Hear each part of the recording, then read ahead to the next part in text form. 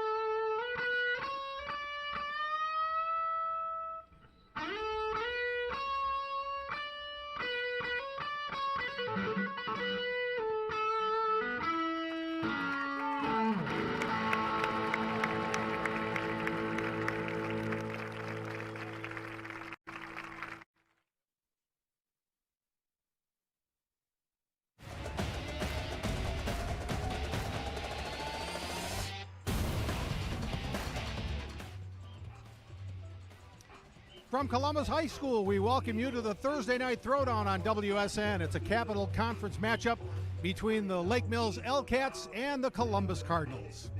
Hi, everybody. Thanks for joining us. Along with Dan Brunner, I'm Jay Wilson, filling in for Bob Brainerd this week. Bob will be joining you again next week. Boy, Dan, we look at these two teams.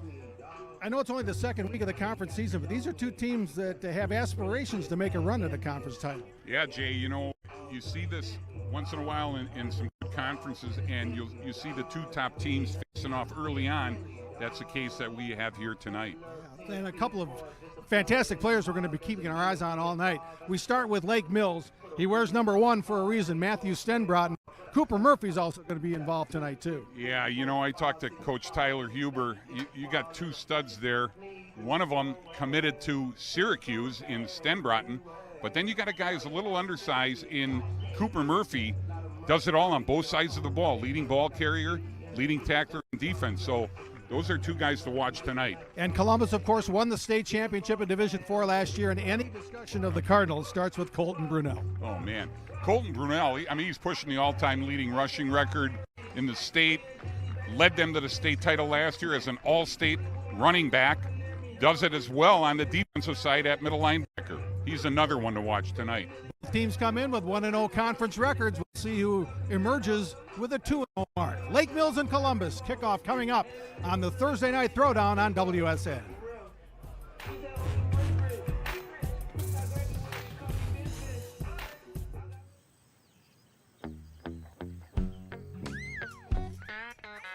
I love living in Kewanee, Wisconsin because the skies are blue. Smell of the fresh green grass. It's just a beautiful place to live. I love it. You love your animals. You love what you're doing. You love everything about farming. And you want to carry on those traditions. That's why we dairy farm.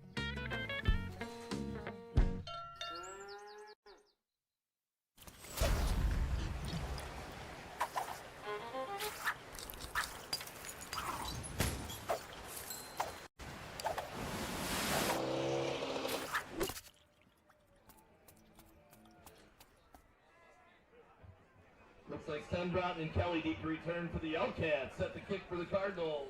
And we're just about set for kickoff as Columbus will be kicking to the visiting Lake Mills L-Cats. The L-Cats in their white uniforms with the blue numbers, and Columbus, well, the good news is their new uniforms came in this week, so they'll be in their red with the white numbers and white pants. To kick off is Otto Andler for the Columbus Cardinals, and he'll be getting this Capital Conference showdown underway. And a beautiful night for football, 64 degrees, light winds.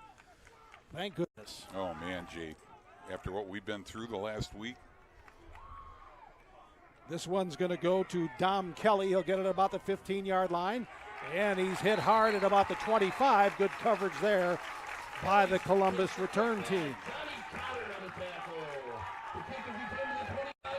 So at the 25-yard line, Lake Mills gets it 1st and 10. Yeah, Lake Mills has been a little undermanned the last couple of weeks. They had some guys out with injury and a couple of guys suspended. This is really the first week that they're back full tilt, everybody healthy. And they're a very young team. They graduated 15 seniors from last year's 7-4 team. 4 of their top 5 pass catchers graduated, but they've got a good one, number 1, Matthew Stenbrotten. We'll be watching him. You have to account for him all night long if you're the Columbus defense. The quarterback for Lake Mills is Tyler Wallin. First play is Wallin keeping, throwing, and there's Stenbrotten with the first reception of the night. That's going to be a first down, Lake Mills. Yep, got a hanky on the field. Back at about the 27-yard line, the flag. Our referee tonight is Tony Huizenga. Going to go against Lake Mills. Yeah, ineligible downfield. You know, and that sometimes happens, Jay. You got linemen who haven't played in a couple weeks. You know, they lose track of where they are, and they're past the yard downfield. It's a penalty.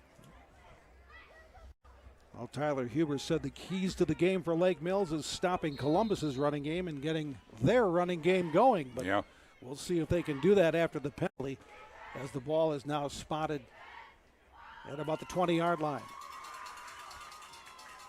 Yeah, you mentioned that quarterback, Jay. You know, that's a freshman. I mean, he's an impressive-looking freshman football player when we saw him on the sideline before the game. So this is 1st and 15 at the 20. Wallin looks to throw again. He's going deep. That one's going to hang up in the air, and it's going to be intercepted. Brady Link gets it for Columbus. Penalty marker flies at the end of the play. And that could be a pass interference call. There's a flag on the play, however. Well, Link could have called for a fair catch on that. Yeah, he pass could have. For the interception. You know, Stenbrotten, I think it was, just could not get back because the defender wouldn't let him get back to the ball.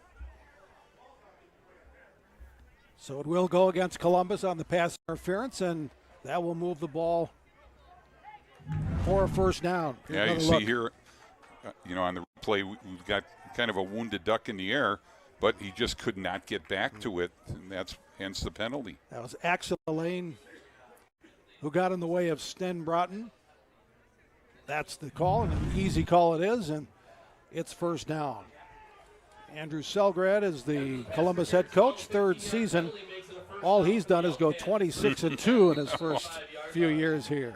Yeah, and that's such a tough gig, that coaching. So ball at the 35-yard line now.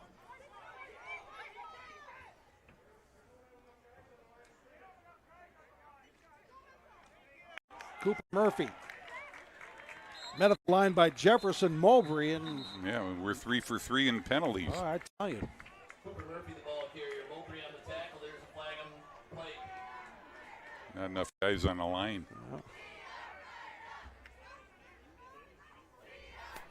Boy, Tony Huizenga's getting more airtime than anybody else tonight so far. So they'll move the ball back a bit. Columbus comes into the year 3-0, 1-0 in the Capital Conference. Lake Mills 2-1, and 1-0 in the Capital. Last week, Columbus picked up a big win, 58-12 over Bigfoot, and Lake Mills had an impressive victory on the road at Edgewood in Madison, 23-19.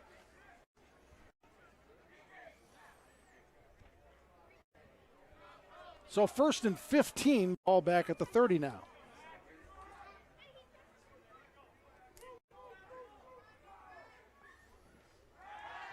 Wallin had it batted in the air. Luke Call came in from his outside linebacker position and knock it away for Columbus. Boy, you could hear that thump all the way up here. You could. Luke Call's it. You'll see on the replay here. I mean, he's done a nice job in opponent's backfield. He's got 9 tackles, 4 tackles for losses, and 2 sacks. That time he had a ball batted down. 6'3", 180-pound junior Luke Call for Columbus. 2nd and 15, Lake Mills. Early on here, no score here in Columbus. And now we're going to have a timeout called by Lake Mills. 10:45 left first quarter, no score. Let's send it down to John Pearson on the sidelines. Good evening, John. Hey guys, there's so much that goes on at these two schools that do a lot of public service, and part of that at Columbus is Project Unify, which helps to take care of students with special needs and physical challenges. And one of the things they can really salute is that the Polar Plunge that they do every year raised $23,000 for Special Olympics last year, $35,000 the year before, the most in the Madison area.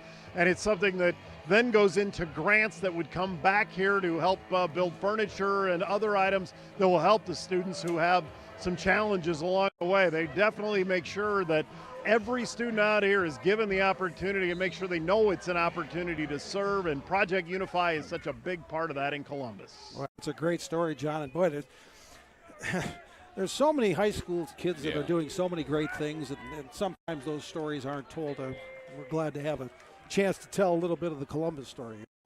Yeah, amazing. Okay, after the timeout, it's 2nd and 15, 30-yard line of Lake Mills, as the L-Cats try to get things going here on their first possession. Wallin, he's met again by Call. He batted down the previous pass, and that time he messed up the play again. 22 for Columbus. Yeah, you could see he just never could get the edge. You see on the replay, little read fake, but Call is right there in his face again. So 3rd and long coming up for Lake Mills. Call's been the big defensive story so far early on here. Lake Mills trying to get this possession going in the right direction. Wallin chased again and incomplete. He was looking for Connor Murphy, but he couldn't latch on, so 4th down coming up, and Lake Mills will kick it away. Yeah, just could not get anything going on that drive with the penalties and setback, and they were so far behind the chains the entire drive. Wyatt Graffin, the left end for Columbus, messed up that play, so now into punt. Here's Brock LeVake for Lake Mills. That will be down inside the 40-yard line, and that's where Columbus gets its first possession of the night. This Columbus offense has been rolling through 3 games. They're averaging over 45 points a game. Man. Yeah, most of it on the backs or shoulders of their outstanding running back, Colton Brunel.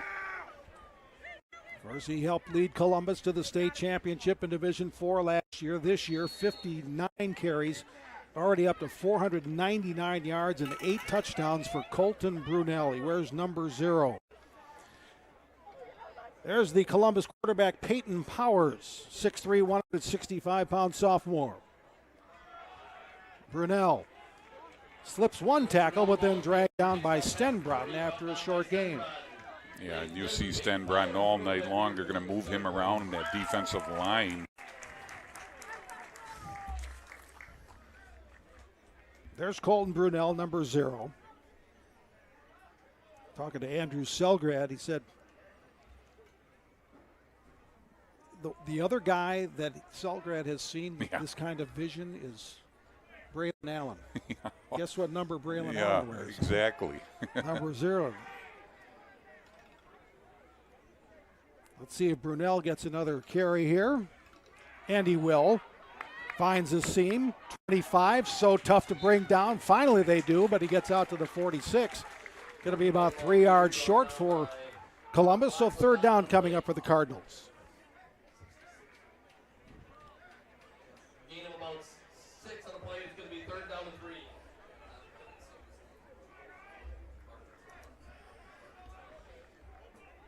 Good look at the Columbus huddle.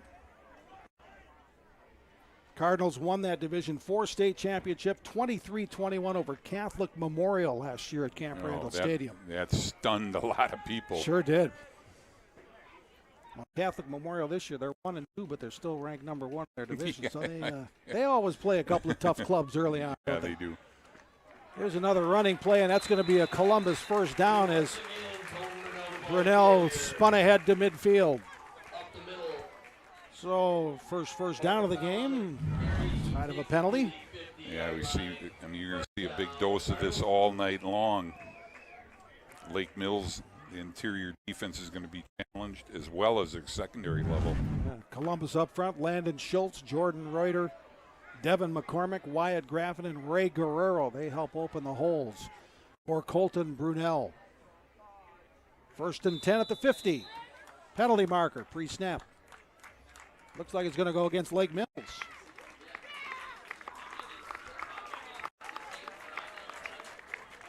Must have lined up offside, so it's going to be 1st and 5 for Columbus. Well, Columbus lost their share of players from last year. 13 seniors graduated. Here's Brunel. Nope, that's the quarterback. That's Peyton Powers keeping it. Great fake there. A lot of the Lake Mills defense went after Brunel as you figured he'd get another carry, but that time Powers turned it upfield. First down, Columbus. Yeah, that one of the characteristics for Peyton Powers is he's got such a high ceiling as being only a sophomore now. He follows his reads well, and as we just saw in that play, Jay, he's able to carry the ball. They don't throw a lot, but they'll throw some. And last week he completed 4 of his 10 passes for 2 drops, but all 4 completions went for touchdowns. Powers looks to put this one in the air. He's going deep. Penalty marker. Pass intended for Riley Nackreiner. And the coverage was a little too close, and it's going to be an opportunity deep into Lake Mills territory for Columbus.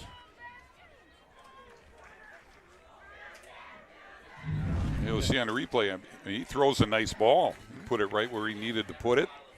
If not for the interference, that could be a completion down on a 5-yard line. Alex Breaker on coverage for Lake Mills. He's flagged for the interference call. So Columbus drive moving down to the 24-yard line. It's 1st and 10 for the Cardinals. Ball will be spotted at about the 24-yard line. So the Columbus drive continues to roll into Elcat territory. Throw on 24-yard line, 1st and 10. Here's a little pitch on the inside and turning it upfield for a nice gain. That's Connor Roach, the ball carrier for Columbus. Connor Roach gets his first attempt of the night. Yeah, we see the toss sweep here. And Brunel's not just running back, he's out there blocking for him too. 18th rush of the year for Connor Roach, now at 150 yards, has a touchdown as well. Nice compliment to the focal point of the running attack, Colton Brunel.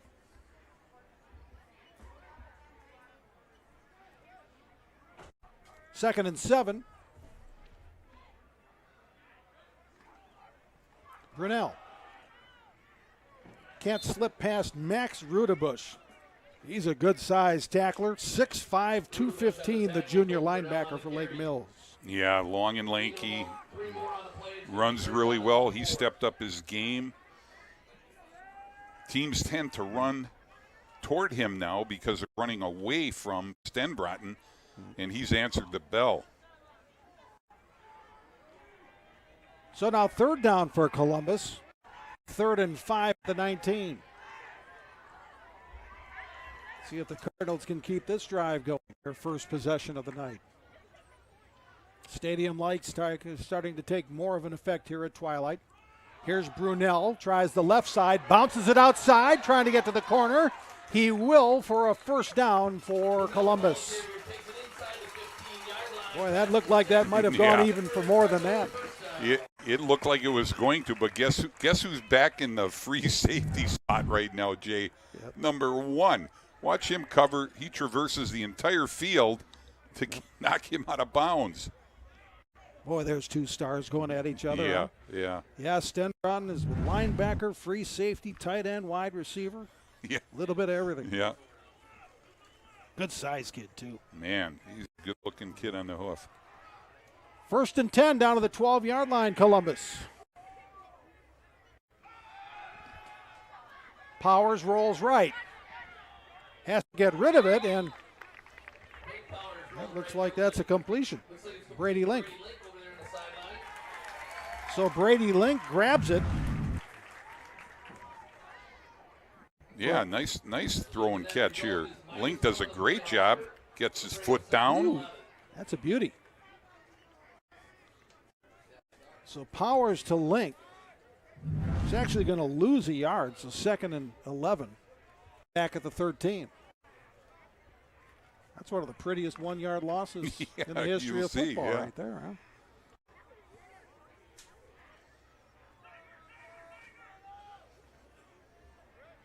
See what Peyton Powers does here on a 2nd and long. Wide open, man. And that's a touchdown. Columbus, Jefferson Mowbray. 13-yard score. 6-0 Columbus. You won't find a guy that wide open very often. No. Did a nice job. You see on the replay, a little bit of a fake interior, and he had a crossing route by Mowbray, their second-team all-conference tight end a year ago. Nice, easy pitch and catch for a touchdown. So 13-yard score. It's the first touchdown reception of the year for Jefferson Mobley. Extra point by Andler is good, and Columbus has a 7-0 lead. 6:23 left, first quarter. Another look at the score. Yeah, wide open. Interesting with their kicker, Andler. They borrow him from the soccer team. Right. It's working out pretty well. Athletes aren't born, they're built through hard work, dedication, and chocolate milk. Chocolate milk is the drink that elite athletes turn to for recovery. Need a competitive edge? Drink chocolate milk, brought to you by the dairy farmers of Wisconsin. There's the touchdown scorer, Jefferson Mobley. 3 catches on the season now, and a touchdown for Mowbray. By the way, that was Peyton Powers' 8th touchdown pass of the year. So 8 touchdown passes, only 1 interception for the sophomore quarterback for Columbus. Yeah, he's got all the makings of a good one.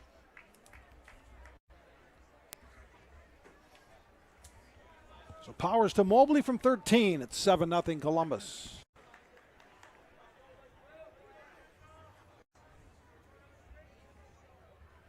And they're to kick again. Deep for Lake Mills again. Stenbrotten and Dom Kelly.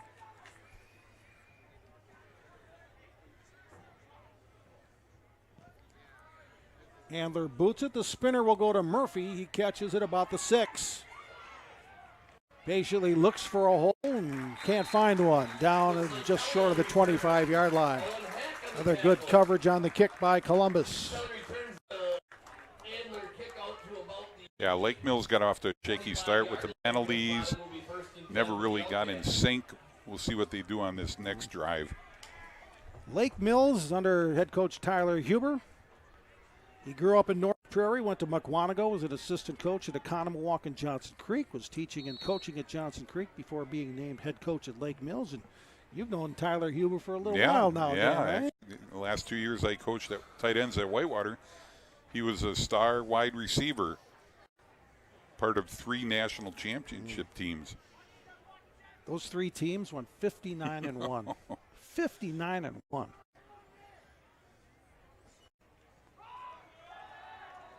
Here's a running play for Lake Mills. It'll gain about 3. That was Murphy. Looks like Murphy up the middle of the play. Murphy, one One of the experienced players. 2nd down and 7. Been there all 4 years of his high school career, Cooper Murphy. Yep. As you say, such an important part of what Lake Mills football is all about.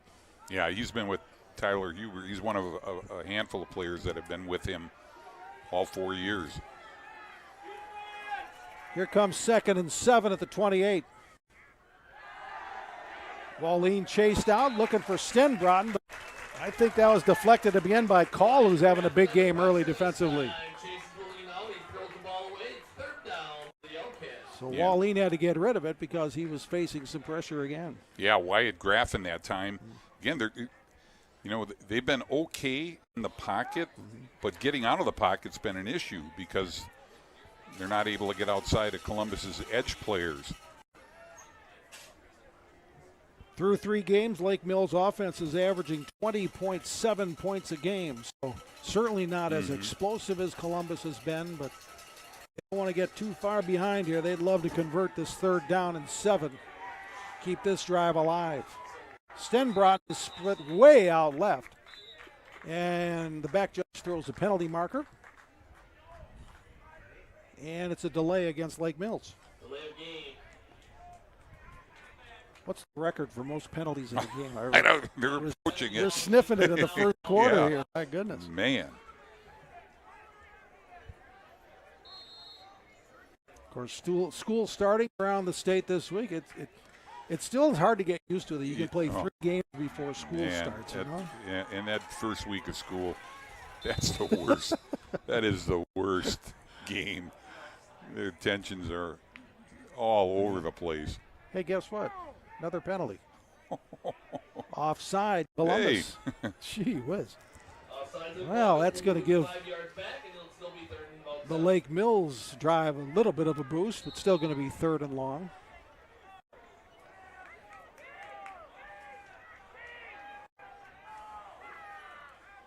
Pauline keeps. Looks for a receiver. Throws it up high. Oh, the receiver broke off the pattern. And it's another easy interception for Brady Link. Link trying to make a return around the outside. Turns it upfield, midfield. Finally dragged down at the Columbus bench. And it's an interception.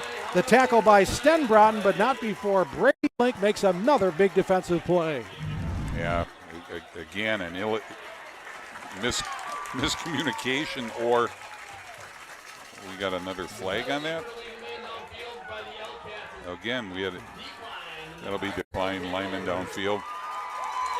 Well, I'll tell you what, Brady Link was in the right place at the right time, but those are 2 of the easier interceptions he's going to get, isn't it? Absolutely. He has to wait for the ball to come to him both times. There's Brady Link. Strong safety, 5'9", 180-pound senior. So Columbus gets the ball in plus territory. It's at the 42, 1st and 10.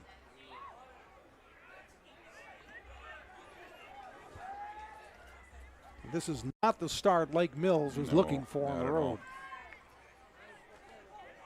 Brunner tripped up at the line, falls forward to the 40. Well, Brunner, the ball carrier, tripped up at the line, falls to the 40-yard line. Gain about 200 plays with 2nd down and 8. There's Tyler Huber. You mentioned he was a great receiver on those Lance Leipold Whitewater teams, and then he was hurt his junior year and then was the number 2 receiver behind Jake Kummerow. Yeah. So not a bad receiver. Not a bad number 1 to have. Man. Number 1 and 2, come to think of it. Yeah, when you look back at those I think there was at one point, Jay, I think Lance was like 106-3 or something. Well, he's done a heck of a job at Kansas too. Oh man, yeah. Here's Powers. Crossing pattern complete. Here's Link.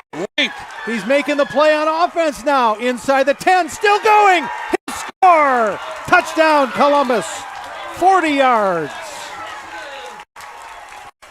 Wow. What can't Brady Link do? Yeah. My goodness.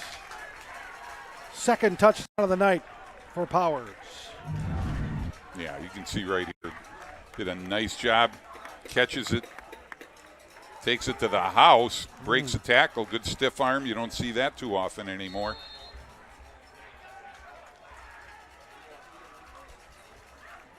So Brady Link with 2 interceptions on defense. Now 40-yard touchdown reception on offense. Extra point by Andler. He bangs it through. 4:14 remaining first quarter. 14-0 Columbus.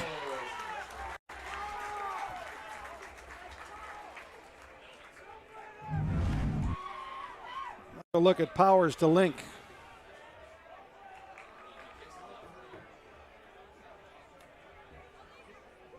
So it was a fairly innocent-looking little slant in, Yeah. and then all of a sudden, He turned it in a little bit more. he sure did. You know, and he's more known for his defensive prowess. He's vocal leader on defense. One of the guys that makes sure everybody knows where they're supposed to be lined up. And he shows he can do it on offense too. Let's go back to the sidelines and John Pearson. Well, a lot of times coaches will talk about they want to be balanced even when they have a record-setting possible running back like young Mr. Brunner, but they're definitely living up to it by spreading the wealth and throwing the ball with Peyton Powers tonight, and 5 of his last 6 completions have gone for touchdowns. That's a pretty good percentage. And Dan, how hard is it sometimes when you know what you got in the backfield? Turn it over and let the quarterback grow a little bit as the year goes on. Yeah, I think that's just a sign of a good head coach, a good coaching staff. Keeps everybody involved. They don't have to just rely on one guy. It's a team. This one will be returned by Matthew Stenbrotten. Bounces off a couple of bodies short of the 25. And covered well by Columbus special teams. So, Dan, here's Lake Mills. You know, they haven't scored a ton of points on offense despite a 2-1 start. Yeah. How much do you stick with your game plan? I mean, we're still in the first quarter, but, boy, you're down 14-0.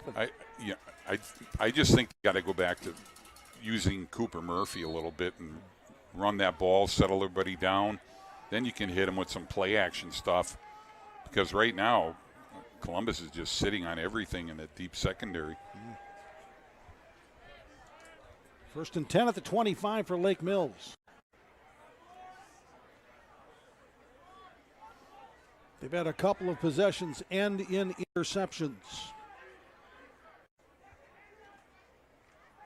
There's Murphy, nothing. And guess who's there to fill the hole? Colton Brunel on defense. Yeah, he's going to be a factor both sides of the ball. Even though he's chasing that rushing record, you can see what he does here on defense. I mean, he just stones them. That's a sure tackle, isn't it? Yep. He had 14 tackles for loss this season. Yeah. Everybody looks at those running stats, as you say, but that dude is all over the field. Yeah, he's got all night. 17 tackles, 3 TFLs, and a forced fumble so far this year. There was a gain of 2 on the play, so 2nd and 8 for Lake Mills. Here's Murphy. And decent gain there before he runs into the arms of Riley Nackreiner for Columbus. You know, and running the ball, Jay, you're limiting the possessions for Columbus, and you can see in the replay he does a nice job there. Guys up front open a nice hole for him. This is going to be 3rd and a long yard for Lake Mills. Ball just short of the 35. Direct snap to Stenbrotten. He's going to try to muscle his way for the first down, and he will. Takes 3 Columbus Cardinals to bring him to the turf. But Stenbrotten just an attitude run there for the first. Yeah, they put him in that wildcat position. You can see right here, high snap, but big enough and strong enough, and he fields it. And he got just enough of a block from Levi Stark and Esteban Marino up front.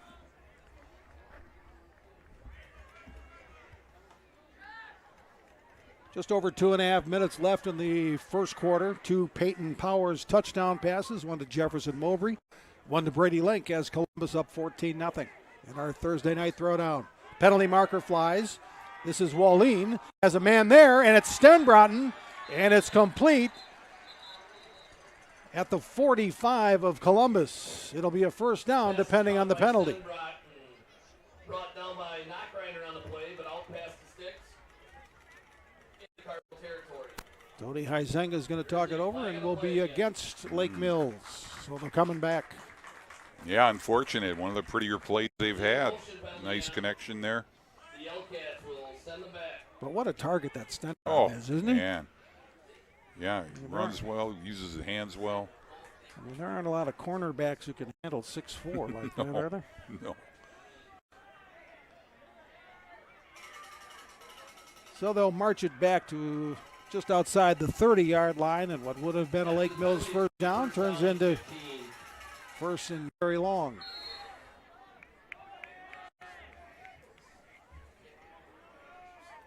They'll wind the clock as we approach the 2-minute mark. First quarter. Wallin has some room. Gets to the second level. Gets to the third level. Finally taken down by Luke Call. Now check that. That's going to be a first down as Wallin gets a big gain. Boy, nice job here. You can see him running the read option, pulls it, gets good blocking up front. He shows he's got some wheels. That's Riley Kaminsky on the tackle for Columbus, but not before Tyler Wallin gets a first down. They're down to the 45. Here's Murphy. He squirts through the line, gets about 5 or 6, now 7 as he spins forward. Good second effort. Boy, Lake Mills could sure use a momentum turnaround here. They're down 14-0, but boy, they score here, they're right back in it. Yep, absolutely.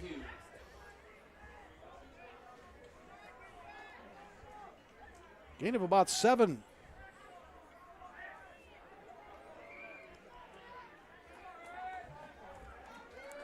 Second and 7, Lake Mills. Now at the 37.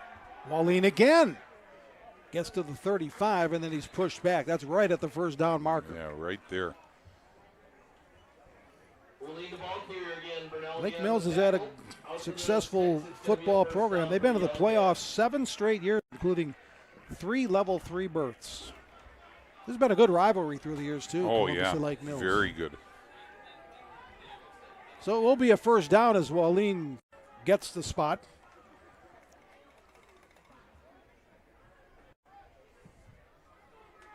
Clock's running under a minute now.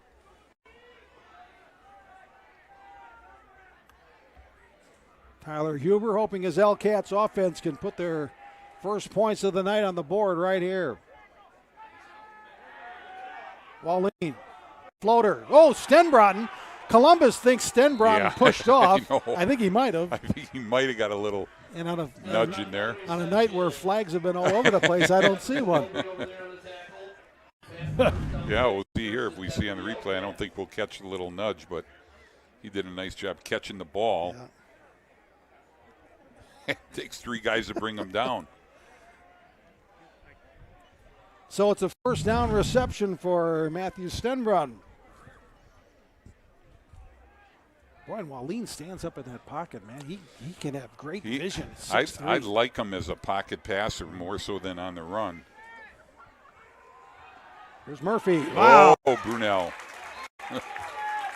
Number 0 there to meet him at the hole.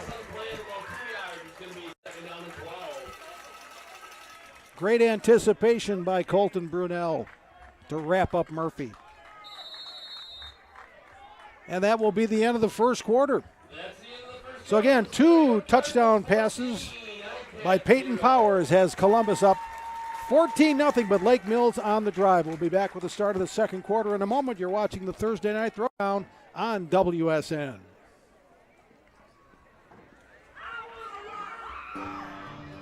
Farming is more than just a job because it demands so much of you. Every day I'm with the people that I care about the most. We accomplish or we fail together. Support Wisconsin dairy farmers. Buy Wisconsin cheese and dairy.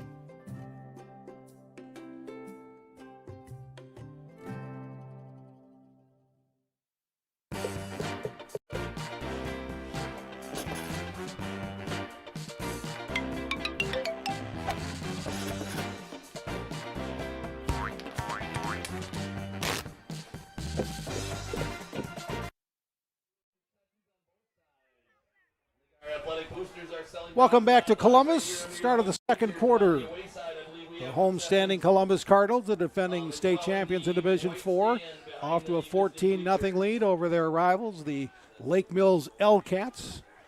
just down the road south of here from Columbus. Beautiful evening. Again, temperature getting into the lower 60s now. Great Thursday night of high school football. Thanks for joining us at WSN. John Pearson, Dan Brunner, Jay Wilson with you this week. Murphy cuts it back. And tough sledding there. Going to be a short gain. 3rd and long coming up for Lake Mills as they start the second quarter. Yeah, they have a tough time getting outflanking them. They have had much more success running up in the A and B gaps. So we'll see if they go back to that. Graffin and Brunel on that last tackle for Columbus. Good crowd here tonight. Lake Mills filling up their bleacher section as the home crowd on the Columbus side is done as well.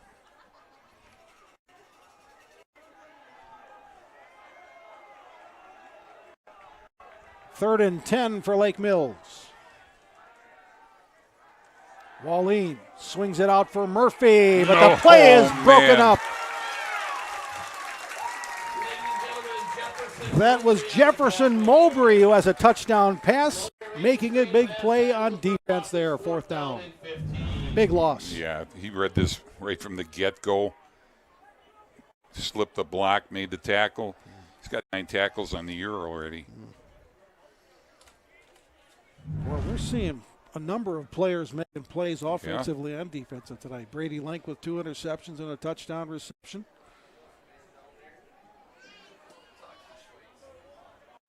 There's another big player by Jefferson Mowbray who also has a touchdown catch. And Lake Mills will go for it now on 4th and 15.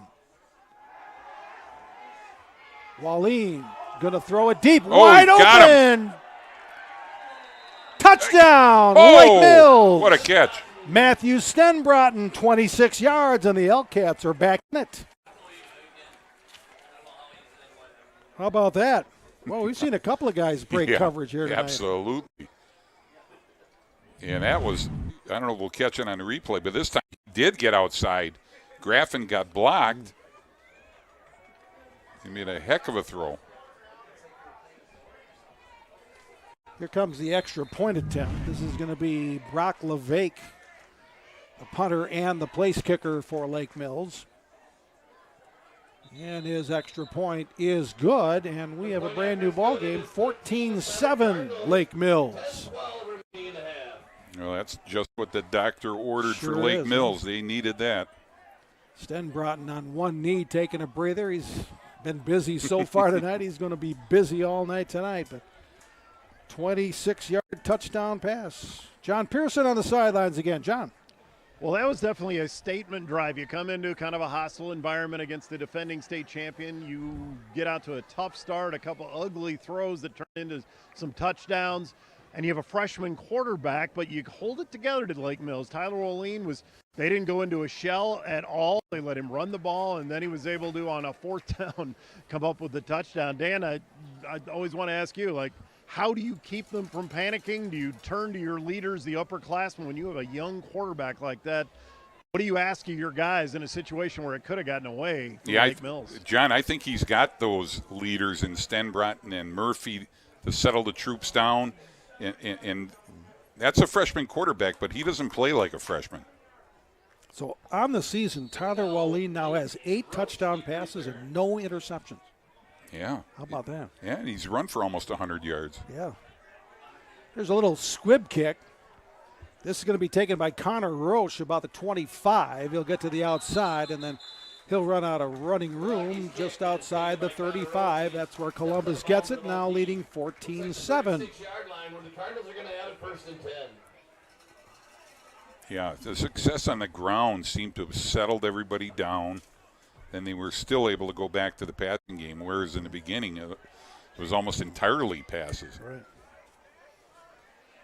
I asked Andrew Selgrad, the Columbus head coach, what's it like after you win a state championship? Do you worry about complacency? And he says, well, what's interesting and the fun part about developing a program is you want to reload every year, but you can't be satisfied where we were last year. There's a lot more teaching involved this year with these new guys coming off state championship, and that's been kind of fun for Selgrad early on here. Yeah, I bet it has. Yep.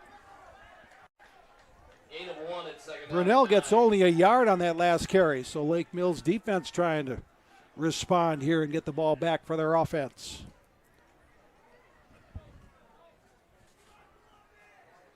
There's Sten Broughton. Dan mentioned he'll go to Syracuse University, a top 15 prospect in the state. Had interest from Illinois and Iowa State. Choose Syracuse over Air Force, Ohio, North Dakota State, Wyoming, and others. So some pretty big name schools. Here's Brunel trying the left or the right side. He'll fall forward past the 40, and it's going to be third down coming up for Columbus.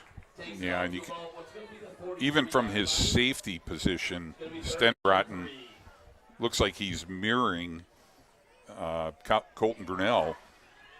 I mean, he's going to be following him all night long.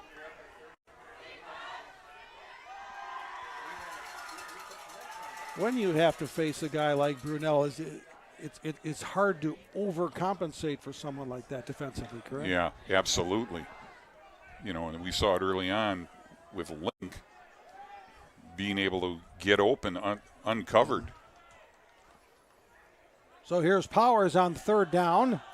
They're going to run it, and they will run it for a first down as Brunel spins ahead just short of midfield. Well, the odds of Brunel getting 3 yards are pretty good. And yeah, that's absolutely. where Columbus goes. You know, and a lot of it, once he gets through that first level, I mean, he makes people miss, or he runs with that low pad level and overpowers the defender. Max Rudebush cut down Brunel, but not before the senior running back, number 0, gets a first down for Columbus. 1st and 10, ball at the 49 of the Cardinals.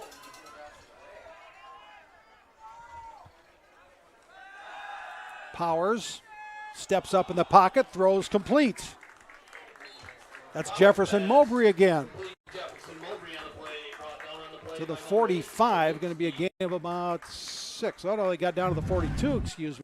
Yeah, you can see about Powers. He sits in the pocket well. You got 2 different young quarterbacks here, definitely different physically, but they both deliver a nice ball. They'll give him a gain of 9. So 2nd and 1 coming for Columbus. Boy, playbook's open here, 2nd and 1.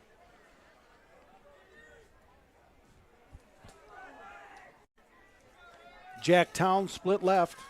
Riley Knackliner split right. Brunel, the running back behind Powers. They'll let Brunel try to get it. Breaks a couple of tackles, bounces to the outside, and he'll get that first down to the 35 before Dom Kelly rides him out of bounds. Kelly on the play, but past the sticks, and it'll be a first down for the Cardinals. Ball spotted at the 35-yard line. When Brunel gets some momentum going, that's a tough task to try to stop him short of the first down. And what you see on the replay here, Jay, I mean, he runs with such good pace. He knows when to put that outside foot in the ground and head north and south. He's just got all those natural running back ability, instinctive things. Coming into this game, career 5,617 yards with 82 touchdowns.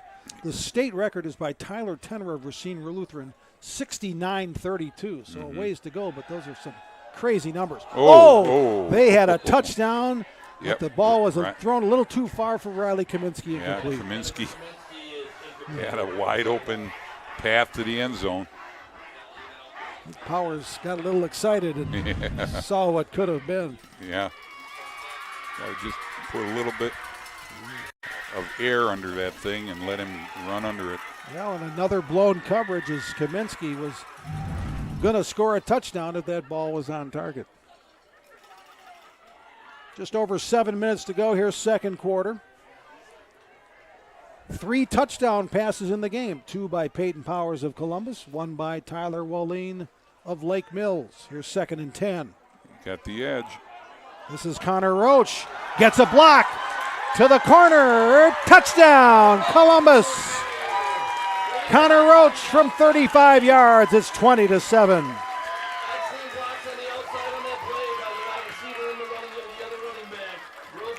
Boy, they sealed off that edge, didn't they? Did a great job blocking.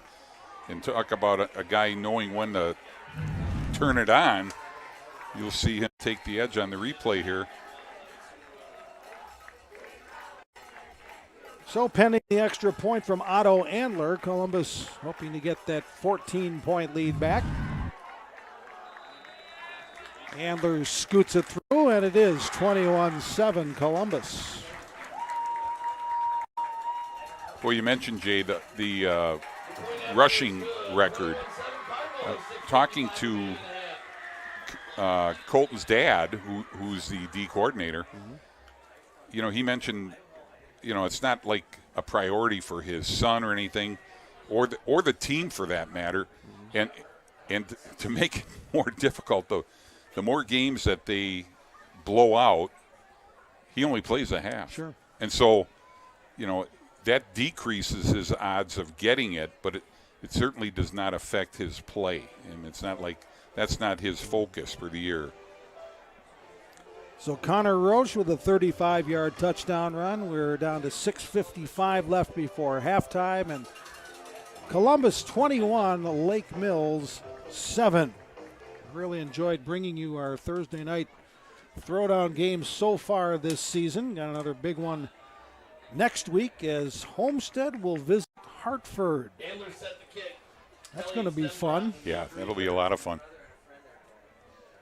Brainerd will be back for that one next week.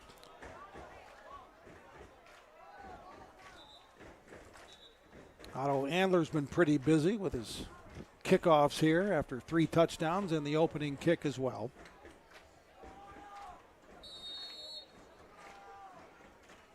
Andler's 6'2", 190. Good size kicker. Yeah, he is.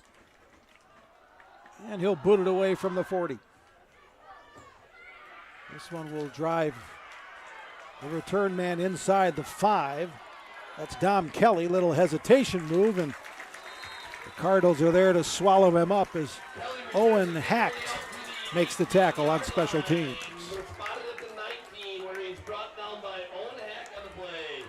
So Lake Mills will try to respond to that latest Columbus touchdown. 6:46 remaining in the half.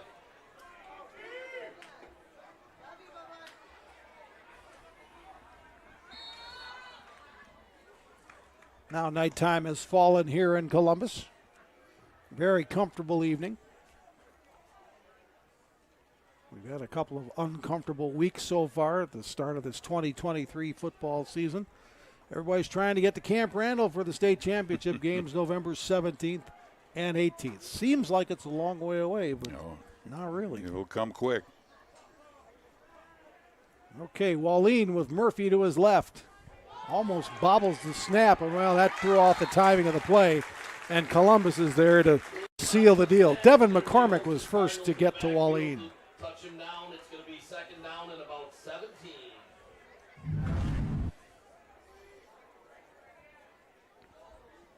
Yeah, bad snap. I mean, play never had a chance to develop. Goes back to the 15-yard line. 2nd and 16, so it's a loss of 6 on that play as McCormick tackled Wallin.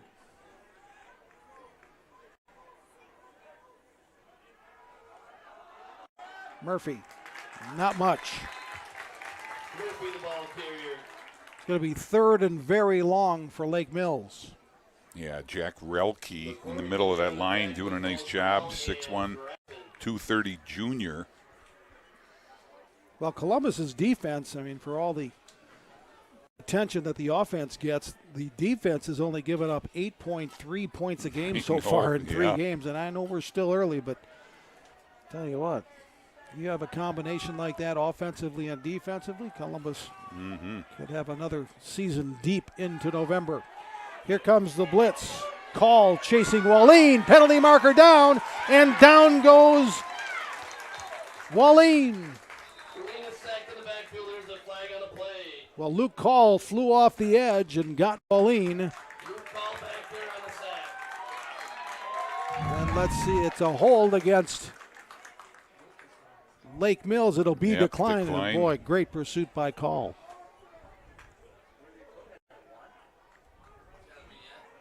Well, Wallin stayed out of the end zone, and then you worry when that penalty marker comes if the penalty's in the end zone. But now the punter for Lake Mills. LeVake is going to be standing on the back of his end zone. And Brady Link, the return man, is at the 35. Low snap. They got it away, but this is a very short kick.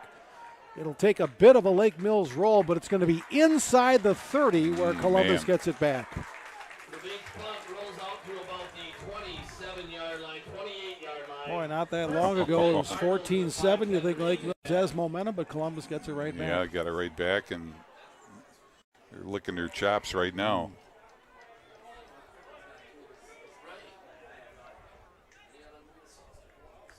So they'll spout it at about the 28. That's where Columbus, with a 14-point lead, gets it again. I think they're going to give it to number 0. I'm going to go. If I were a betting person, I'd. Sure enough. There goes Brunel. Stenbrot with a sure tackle, but not before Brunel gets close to a first down. Gain of about 9. It's going to be second down and 1. Gain of 9, second and 1, Columbus. Yeah, Brunel runs with such a nice pad level. You just see, very rarely are you going to stop him for no gain. Columbus won the Capital Conference title last year with a 7-0 record. Last year, Columbus beat Lake Mills 34-7 on their way to the state title. Brunel had a head of steam, but then ran into the arms of Max Rudebush. But it's going to be a first down, Columbus, at about the 15. So they'll put it at the 16-yard line, first and 10.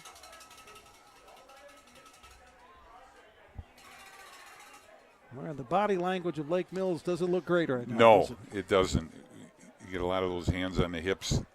And they're going to have to regroup at halftime.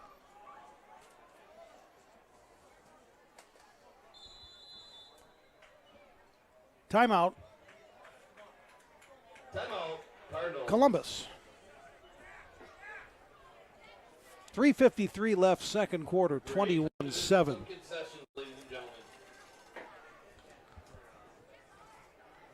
Coming up at halftime, we'll have the Dairy Farmers of Wisconsin halftime report. John Pearson talked with Travis Wilson from WSN to discuss the Thursday Night Throwdown, as well as all things Wisconsin high school football. That's coming up on our Dairy Farmers of Wisconsin halftime report. John Pearson again, checking in. John. All right, guys, so one thing the first quarter or so, Columbus was mainly talking about the defense being in position, doing their job. That last drive, it was a lot of talk. This is your opportunity, attack now. So they were able to turn it up a notch while still doing their jobs. But you could see a little bit of an energy boost from all that offense, and the defense stepped up when kind of given the opportunity and the green light to do it. Yeah, it's worked out well, hasn't it? We mentioned the Lake Mills body language, the Columbus body language. Boy, they're springy. Yeah, they're sprinting out to the huddle. Definitely a spring in their step. Right. All right, after the timeout, it's first and 10 at the 16 for Columbus. Brunel. No, that's the quarterback keeping it. Nice job by Peyton Powers to fake. Then he went around left end, came out of bounds. Second down coming up at about 15. He's a smart young man. He knows when to hold them and knows when to fold them, because he had Stenbrotten had a bead on him. Yeah. He chose wisely. He went out of bounds. Smart guy.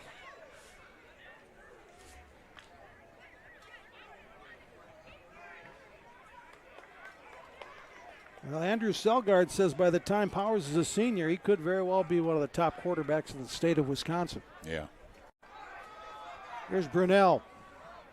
They string out the play, but he turns it up to the 10. Chased out by Rudebush.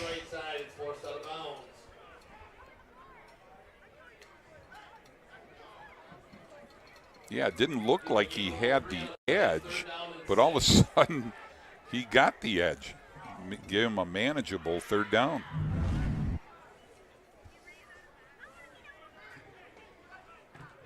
There you see Rudebush has kept forcing the play to the wide side. 3rd and 6 coming up for Columbus now. Lake Mills would love to hold Columbus to a field goal attempt here. After a short punt, set him up. And we're going to have another timeout again by Columbus, their 2nd and a half. Columbus won their 3rd state football championship last year. Also won it in 1990, 1996 under head coach John Titus. One of 8 state titles for Columbus High School. They also won the girls basketball championships in 2002 and 2003. Their head coach Jeff Schweitzer up here running the clock tonight. Columbus also won state titles in boys soccer in 2008, softball in 1984, and girls track in 2004. Lake Mills this season won their opener 25-12 over Wisconsin Dells. They lost to a good Cedar Grove Belgian team 42-14. Then beat Edgewood 23-19 last week. Columbus's results this year: 37-6, a win over Milwaukee Academy of Science in their opener. They beat River Valley 42-7, and then, as we mentioned, Columbus beat Bigfoot 58-12 last week, and they have a 21-7 lead here with just over 3.5 minutes left before halftime. And Columbus with a 3rd and 6 from the Lake Mills 12.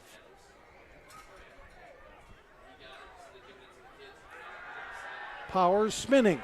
Powers throwing. Got him. Man open. Touchdown, Columbus. Riley Nackreiner from 12 yards out. 3rd touchdown pass of the night for Powers. Another wide open receiver. Yeah, nice boot action. Gets out here. You got a crossing pattern. And you talk about athletes. Riley Nackreiner, I mean, fast, quick, great athlete, baseball player, could be a track star if he wanted to be.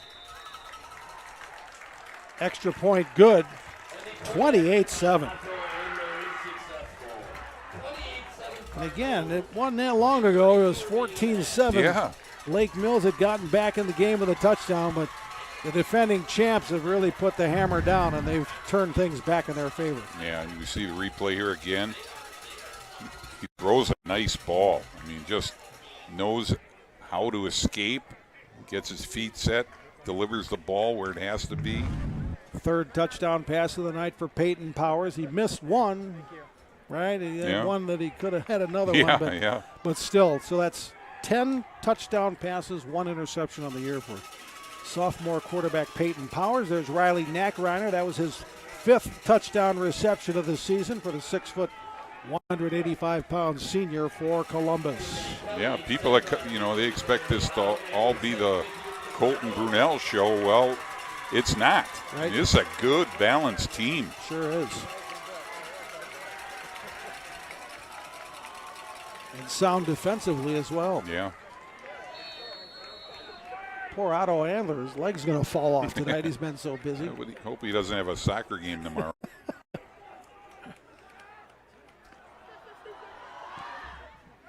This is a high short spinner taken at the 20 off the hands of the return man. And Nackreiner's there to finish the play. Yeah, he's fired up from his touchdown. Yeah, Riley Nackreiner on coverage for Columbus.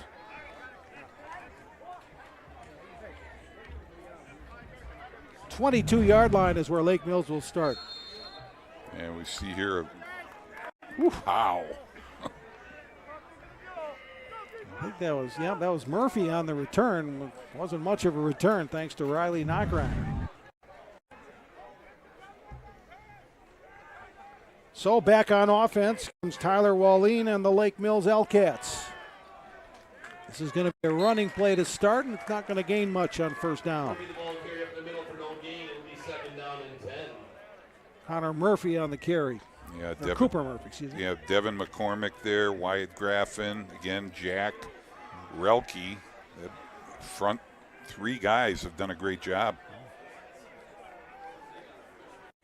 And Andrew Selgrad said that the seniors this year on Columbus, they've been playing with all those other great seniors that graduated last year, so this is really their time to step up, and boy, they seem to be doing a pretty good job of that so far. Yeah, they have. 2nd and 10, Lake Mills.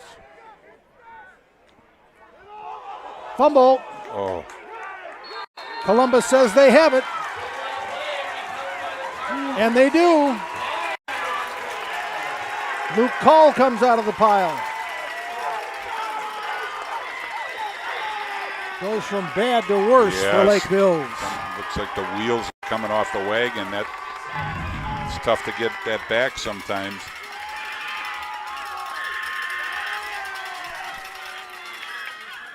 Yep, Call was Johnny on the spot there, grabbing it away from Wallin as he wrestles it away for another turnover for Columbus. And this one sets up the Cardinals at the 18.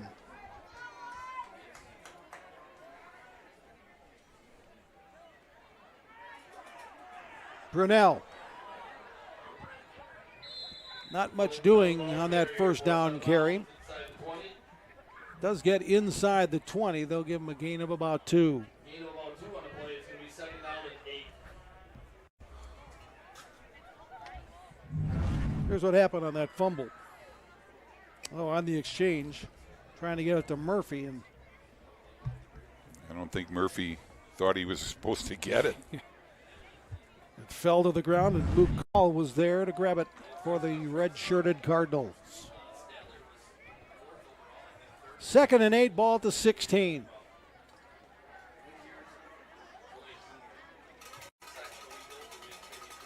Here's Brunel. Finds an opening to the 5, toward the goal line. Touchdown, Columbus. 16-yard run for Colton Brunel, and the Cardinals are on a roll.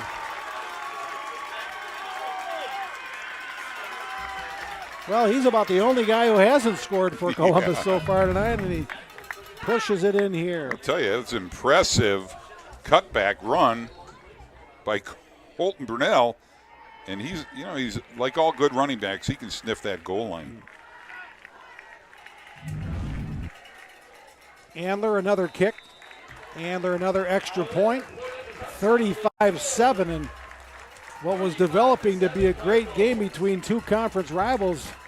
Now you start doing the math for running clock. Yeah. Oh, my goodness. Never saw this coming. I did not. No.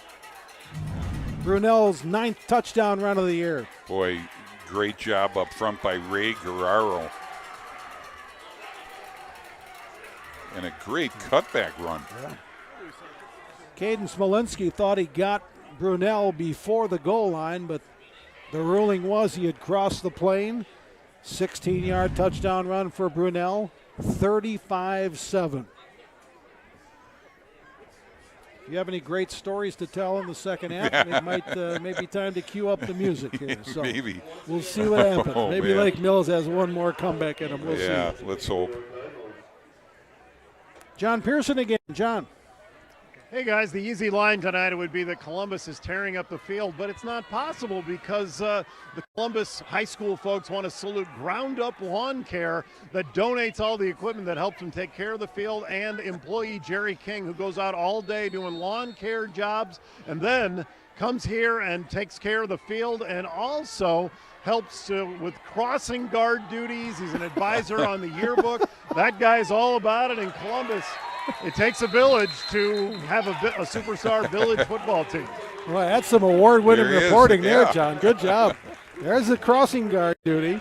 Oh, I tell you, this field does look great. I'll give you it that. does look great. I thought we had a drought going on. Yep. But, boy, well-maintained, that's for sure. I wish my lawn looked like this. Well, let's go find the guy and see Yeah, if maybe he'll get stop him by, over you there. know? There you go. There's this business. All right, 35-7 Columbus. Yeah, the tendency now is to try and get it all back at once here. They got to just get a sustained drive, move the chains a few times. They'll start on the ground with Murphy. This time the exchange is clean, but a short gain on first down. Wyatt Graffin first off the pile, number 70 for Columbus. Wyatt Graffin, he's only a sophomore, but he's 6'5", 245. Yeah.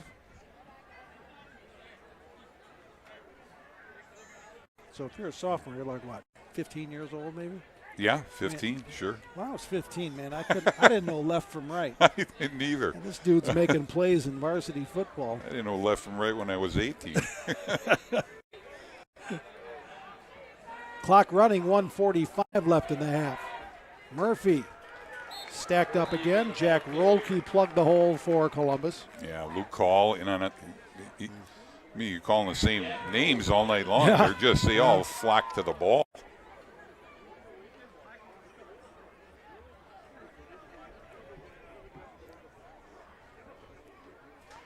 Columbus rolling. 3 touchdown passes by quarterback Peyton Powers. Touchdown runs from Connor Roche and Colton Brunel. Tyler Wallin has a touchdown pass for the only Lake Mills score of the night.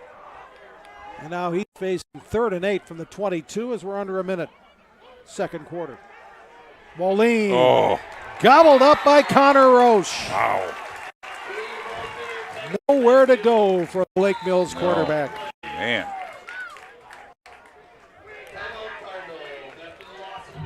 Now Columbus will call their 3rd and final timeout to try and get one more score in here before half. Boy. Roach just flew to the ball. Sure did.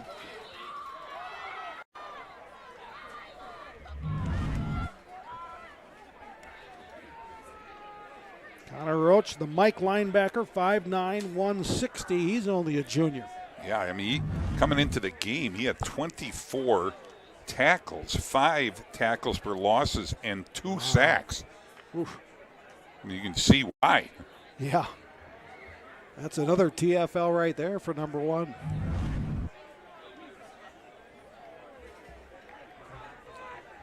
Well, Lake Mills will kick it away.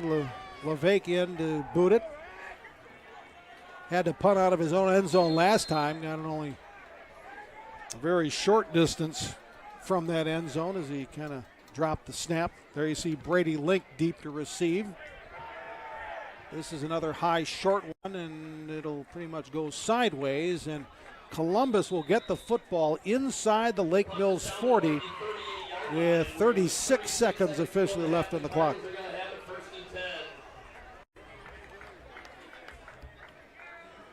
And I'm sure a lot of you are doing the math. They would score a touchdown here. Yep. Big night for that guy, the quarterback, Peyton Powers. Took over for Nathan Cotter, who had a great season last year at quarterback for Columbus. Cotter, 26 touchdowns and 4 interceptions, but Powers has stepped in quite nicely at that quarterback position. Yeah, a lot of potential, big upside for him.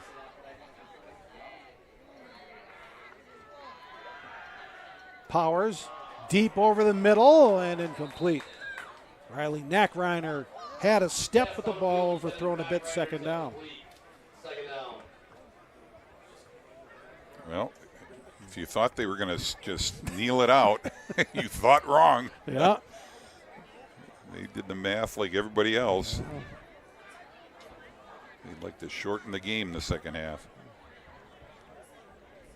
I've got a good running clock story for you if that happens in the second half. It actually happened. Every time I tell it, it gets a big laugh. So we'll save that if we need it. Yeah. 31 seconds left, first half. Link splits out wide left. Link is one on.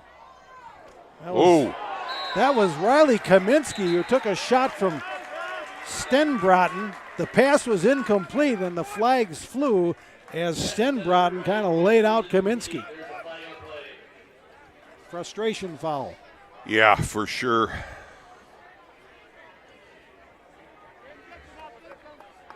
See the officials discussing it. about the 35-yard line. Another look.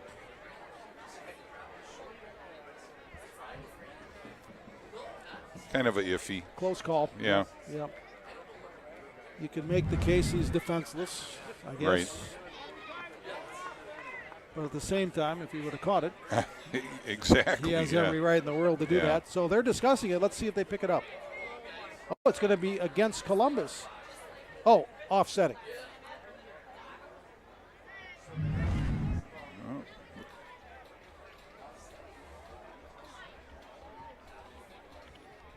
There's the shot that Stenbroughton delivered. So they did call it on Lake Mills.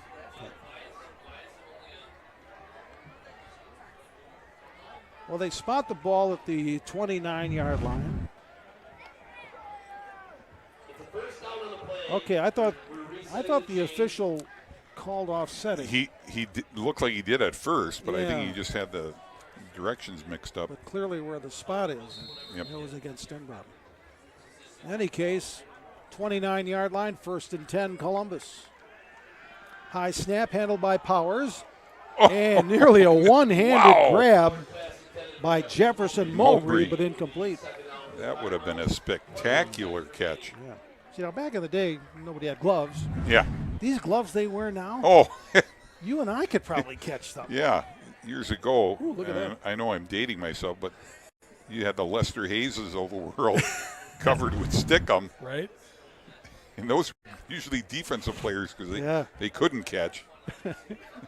That's why they're on defense, right? Exactly. But yeah, the gloves they've got, Oh, man, they man. can latch onto them. 2nd down, 10 to go. Powers in a bit of trouble. Now a little open space. You got to get rid of it. Does, incomplete. Looking for Knockreiner. Pass intended for Knockreiner is incomplete. There'll be 11 seconds remaining in the half. So 11 seconds left in the quarter. Lake Mills defense stiffening a bit after a penalty gave Columbus the 1st down. Yeah, they had good secondary coverage on that, and Powers did a heck of a job just extending that play.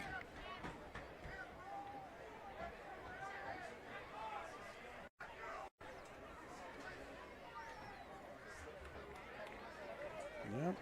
Andrew Selgard says that Powers has a high ceiling. His physical talent is unbelievable and understands his reads, and that's pretty impressive for a sophomore quarterback. Yep. Timeout. Delay a game. It is. Yeah. Delay a game on the Cardinals. Yeah, Columbus is out of timeout, so that was just to delay a game that'll cost the Cardinals 5.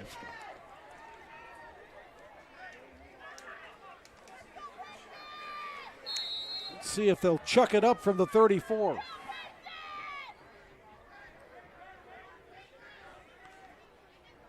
Link left, Knockreiner right. This will be a timeout, Lake Mills. Yeah, defensive coordinator Steve Navarro wants to do everything he can to keep this thing out of the end zone. Well, this Capital Conference is very competitive. Tyler Huber was saying that the results speak for themselves. They had 5 teams go to the playoffs out of the Capital last year. Lodi's loaded, of course, as they usually are. They have a heavy senior class. They made it to level 3 last year. They, in fact, Lodi beat Lake Mills in level 2 last year. Again, Columbus down to Division 5 this year after winning Division 4 last year. Lake Mills still in Division 4. Yeah.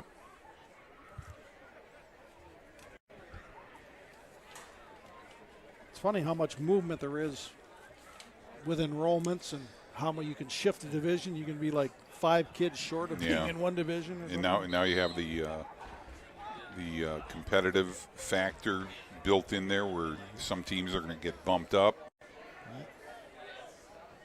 Well, Catholic Memorial's rated number 1 by WisSports.net in the Division 4 poll this week, but Lodi is ranked 2nd, 3-0 mark for the Blue Devils to start. And Columbus ranked number 1 in Division 5, just ahead of Broadhead Judah. Okay, here we go. 3rd and 15, but the ball's at the 34. Powers floats one, incomplete. He was looking for Brady Link, but the pass just a little too far, and it's 4th down. Fourth down for the Cardinals. And they'll have Looks like the offense is staying out, or no? They may be trying a record-setting field goal. Boy, yeah, handlers out there. This would be 52.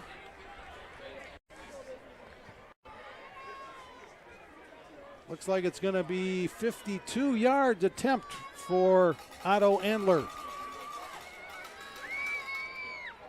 I think he's got the leg for it. I think so. Here we go. Boy, he boomed it. Oh, just short. Short. Okay, well, just got into the end zone. So the field goal attempt is no good, and that will do it for the first half. Well, the Columbus Cardinals looking all like the number 1 ranked team in their division. That's an impressive first half by Columbus. Yes, it is. Yeah, not only the running of Colton Brunel, but that quarterback, Peyton Powers, had an impressive first half. That's what impressed me the most. All right, so the halftime score, Columbus 35, Lake Mills 7. We'll be back with our halftime programming in just a few moments. You're watching the Thursday Night Throwdown on WSN.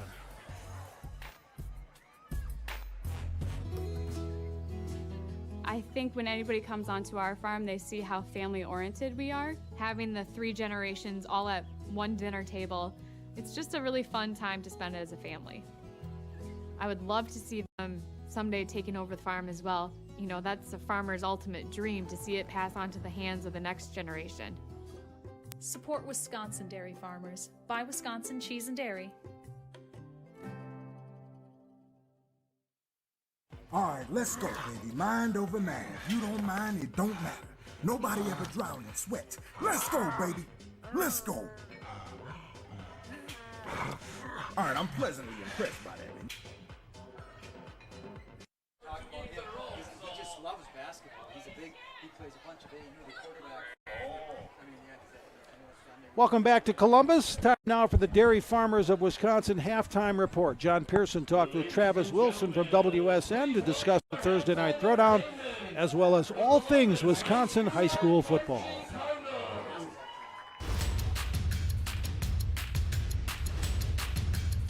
Of course, this game had a lot of storylines coming into it, but the entire state of Wisconsin, the story is starting to come together a bit. Travis Wilson, the general manager of WSN, joins us, and somehow he knows every story and remembers every story when we cover these things. And the thing you notice in the early going of the year, some programs that we just think is plug and play, they're going to be undefeated going into the playoffs, suffered some early season losses. Travis, try and cover how some of those teams responded to maybe even being surprised they lost.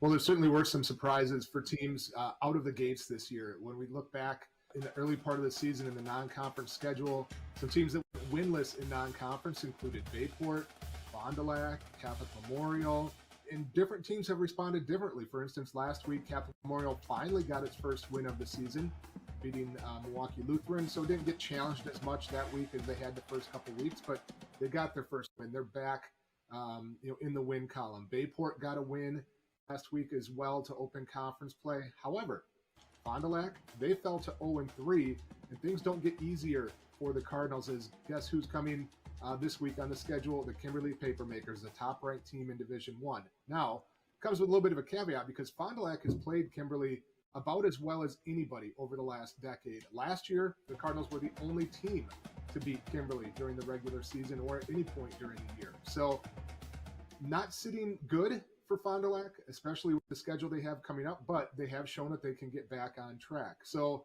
it is tough. It is, a challenge when you have expectations, you have high expectations, and they are not met early in the year. How do you respond? How do you get back on track? And there's still some teams trying to figure that out. And, again, we assume that these programs know exactly how to respond to these things. But if you don't lose ever and you grow up in those communities and you're almost looked upon as like you've done something wrong because you're not 3-0 and 5-0 and 7-0, sometimes it's hard for those kind of kids who have been in a superstar program their entire life to respond here. Do you feel like there's ways that those coaches have to dig down a little more or be a little more creative almost to make sure, or they just say, hey, we're a team that's always successful, we'll get it together. There is some of that. I mean, certainly, and I think we've talked about this before, that when you are in a successful program, winning just breeds winning, and sometimes losing breeds losing. And it can be hard to break that cycle if you are a struggling program. But Fond du Lac's not a struggling program, for instance. I mean, they've had a good amount of success over the years, so I think they have a chance to get things in the right track, but it can be very difficult. If you come in with expectations and you haven't had expectations before, you're not used to that maybe, your program is not used to that, it can be a challenge for sure. And we saw last week with the Grafton, Wisconsin Lutheran game, both teams came off devastating losses, getting beaten up, and we saw the two ends of the spectrum in terms of how they responded that week. Even though Wisconsin Lutheran came out looking really strong, Grafton just took over the game. Is there a tell almost as you're talking to coaches, because you talk to everybody, that where you're like looking for something specific that how they're going to respond to maybe some early struggles? It's hard to tell as an outsider. Sometimes I think the programs have a good idea of how they have responded in the past, how they feel their guys will respond.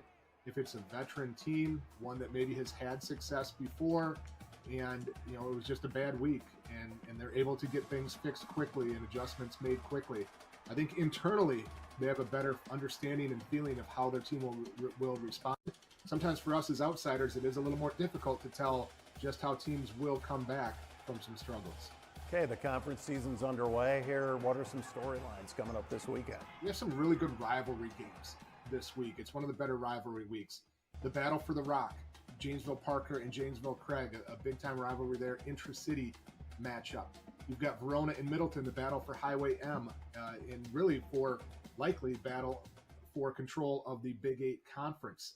Wisconsin Rapids and Stevens Point is one of the longer and most played rivalries in the state of Wisconsin. Now, Wisconsin Rapids is a team that shared a conference title last year, and they're in a similar boat to Fond du Lac. They are 0-3, looking to get back on track. This is the 108th meeting between Wisconsin Rapids and Stevens Point. Hudson and River Falls, that's a big one in the Big Rivers. And then the Middle Border Conference is just loaded this year. Up in the western and northwestern part of the state, very, very tough conference. 7 of the 8 teams received votes in last week's coaches poll. Not all of them were ranked, but 7 of the 8 did receive votes. And a big one is Ellsworth will take on Baldwin Woodville, a couple top 5 teams in the latest Division 4 rankings. So those are some of the big games we're watching for. Again, continued conference play, obviously, and we get some of these bigger conference matchups this week. Really looking forward to it. Now, not to be completely marketing driven, how do people find out more about what's going on over the weekend? Because nobody's on top of it more on Friday nights than you, but where can people find some of it? And they're also going to probably need to follow you all night long tomorrow night. Yeah, you're going to want to follow along. You can follow along on Twitter, get live updates throughout the night of scores that come in, reaction to different things that are going on. So you want to make sure you do that. And then you can head over to the scores page at WisSports.net, get all the final scores right there.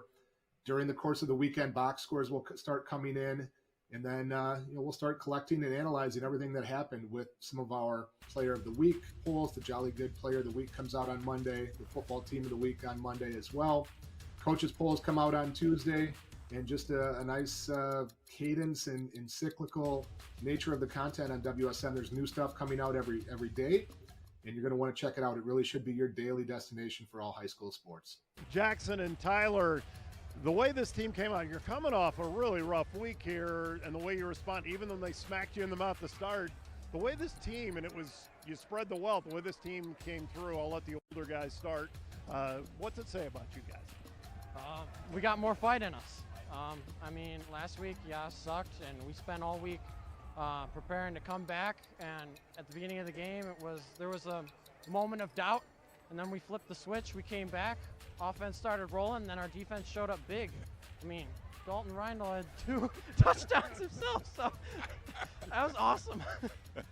And that magic moment, the Jolly Good Player of the game. When you see how much it matters to them, and to have a partner like Jolly Good be able to do that salute, that's a big part of things. And to have that moment where you're spotlighting those kids.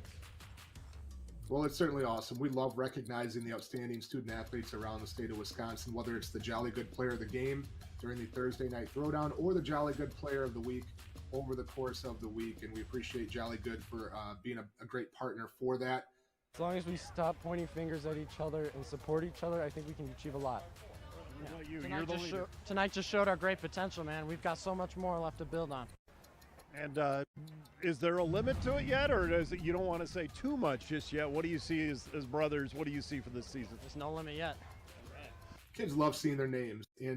It used to be in the paper and still is in the paper. Mom and dads love seeing it. Aunts and uncles, the community loves seeing it. And it's just a great way for kids to continue to have that opportunity to be highlighted, and just a great way to continue to celebrate all the great things that are happening out there. Okay, and finally, is there any program or a player who maybe wasn't front and center to start the year that you're already seeing numbers that are way above where they were, whether, again, if it's a team or a player? Well, certainly there are some breakout performers every year, guys that step into new spots, expanded roles. Maybe they were a backup the year before. And those are pretty cool stories to be able to tell and to show. You know, a school like Sussex Hamilton has a pretty strong tradition, and they have a great quarterback tradition there. Nate Colleth had been there most recently, was a multi-year starter. He graduated, and you wondered, okay, well, what's going to happen there? Tyler Hatcher has stepped in and leads the state in passing right now. This is really his first opportunity as a senior to step in and get extensive playing time, playing behind a 3-year starter previously. So he's leading the state in passing right now, which is a cool story to be able to tell. You know, one of the great things that we were looking forward to and we have seen this year is also the return of some guys that missed to injuries last year. So Gabe Klatt at Beaver Dam rushed for over 1,800 yards as a sophomore, missed all of last season with an ACL injury. And he's back big time. He's averaging over 200 yards a game on the ground for an unbeaten Beaver Dam team. That is one of the stories of the season so far. They're 3-0. They beat Monroe early in the season. And they have a tough one this week. They get Sun Prairie East. They're at Sun Prairie East this week in Badger Large Conference play. Sun Prairie East has lost 2 in a row against very good competition, Wanago and Wanakee. But a great test for Beaver Dam is one of those teams that we're going to find out. Are they for real? Are they legit? Are they a contender? And can Gabe Klatt keep up that strong start, averaging over 200 yards on the ground so far? All right, we had new names and returning names. The one thing that is a constant that no matter what I throw at you, you are an encyclopedia. You have a lot going on. You know what's happening. And look for Travis all the time on the website, as well as in any media outlet that wants to know anything about high school football. Thanks, Travis. Thanks, John.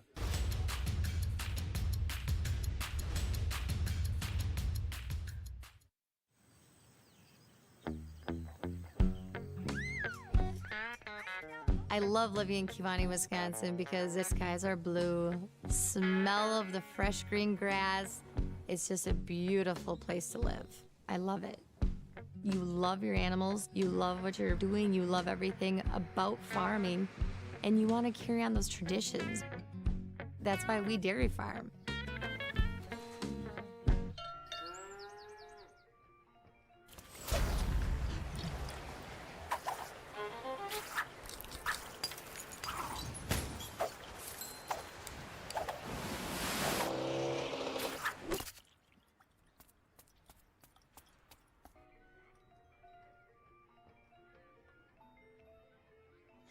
As we approach the start of the third quarter, Columbus leads Lake Mills 35-7. We're pleased to bring you some of the local flavor of our Thursday Night Throwdown. Let's take a listen to the Columbus Marching Cardinals.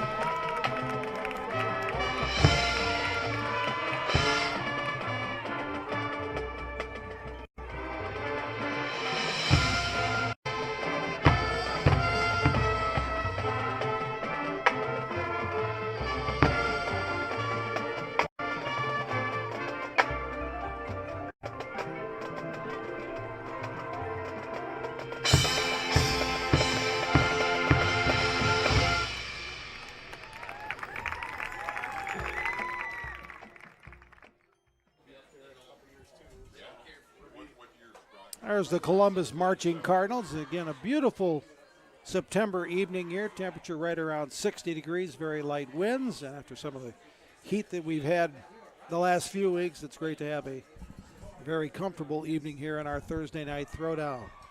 John Pearson, Dan Brunner, Jay Wilson with you from Columbus.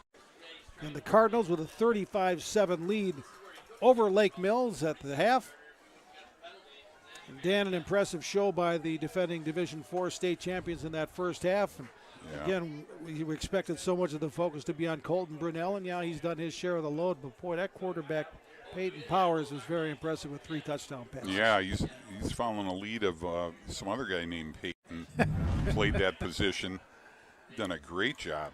He's thrown the ball where it's had to be, run the ball when he had to, and he's managing that offense really well. The touchdown passes to Jefferson Mowbray, Brady Link, Riley Knockreiner. Meanwhile, the Columbus defense has been hounding quarterback Tyler Wallin all evening long. Wallin did throw a 40-yard touchdown pass to Matthew Stenbroughton, but there you see Brady Link taking one in for the score on a long touchdown reception. Here's that Wallin touchdown to Stenbroughton. But that's been the offensive story for Lake Mills. Yeah, it's been all Columbus all night long. A couple of running touchdowns. That one by Connor Roach. That was 35 yards for Roach.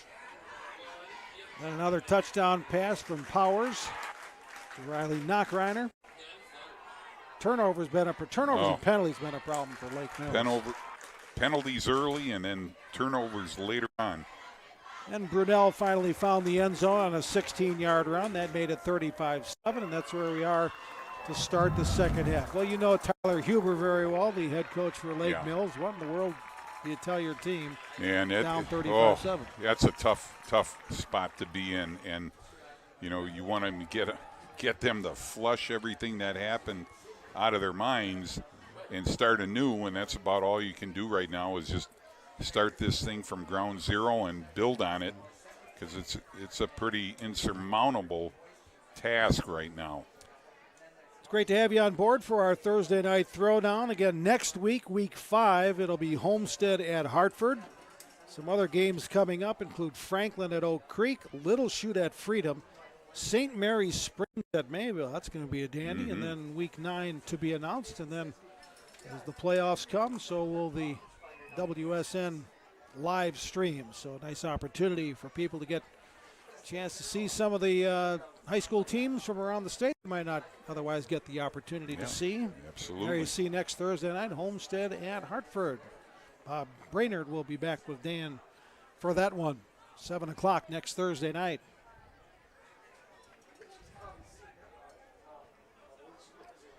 One of the things that's so impressive, and you mentioned it a little bit earlier, Jay, is the state championships for Columbus and so forth.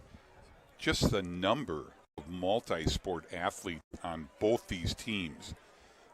It's really refreshing to see that. You got guys that are football players, star wrestlers, shot and disc and track, other guys, basketball, football, baseball, or track. I mean, these smaller schools, they just got to share the wealth. I mean, you don't see that always in some of the larger schools. And you'll get some folks tell you got to specialize at an early age, but I'll tell you what, you look at the Badgers, you look at NFL guys. Yeah. Multi-sport athletes all up in the always multi-sport athletes. You don't wear out the same muscle group by stressing it the entire year. You become well-rounded. You get coached by different coaches. You're able to adapt to that. These college coaches, they'll tell you that. Some guys come in, they're uncoachable. Yeah. I mean, they want the guys who've been coached by a lot of different people. Yeah. Well, I remember our kids played multi-sports in high school. Mm-hmm. They weren't great athletes. They weren't the stars. But by the end of whatever season they were playing, they got so sick of that season. Oh, yeah. For whatever reason, Yeah. Yeah. And eventually, if you're going to play big-time college football or even professional football, then you have to focus sometimes. But, boy, enjoy it while you can and enjoy the experience. Yep. Well, and wouldn't you know it, Lake Mills will kick off to start the third quarter here as Columbus will get the ball first. Brock LeVake will boot it from the 40. It's going to be a short one and caught by Riley Kaminsky, and he'll just take a knee, and that's where Columbus will start the third quarter.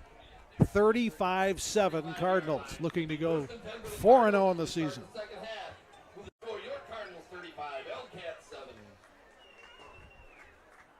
Well, and if you're Andrew Selgard in Columbus, you're like, well, let's do the math and get this thing put to bed, right? Exactly. That's their goal right now. I would imagine we're going to see a steady diet of number 0 with the football here to start.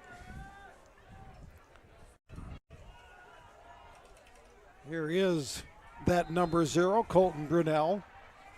He's 6'1", 205 pounds. Now over the 500-yard mark on the season. Again, closing in on the 6,000-yard mark for his rushing career here at Columbus. Yeah, and again, the guy that's shadowing him, Stenbrotten, came all the way from the deep secondary spot to hold him to a 1-yard gain. The Cardinals will love to chew off clock as much as they can here and keep that big lead going. Clock is running. Here's another run by Brunell. He tries the right side, cuts back. So hard to bring down, still going, gets close to midfield. That run took an awfully long time. They couldn't get him down. Yeah, you can see on the replay, I mean, just breaking arm tackles. Got a good block from Riley Kaminsky to help spring him to the outside. First down carry for Brunell, out to the 45.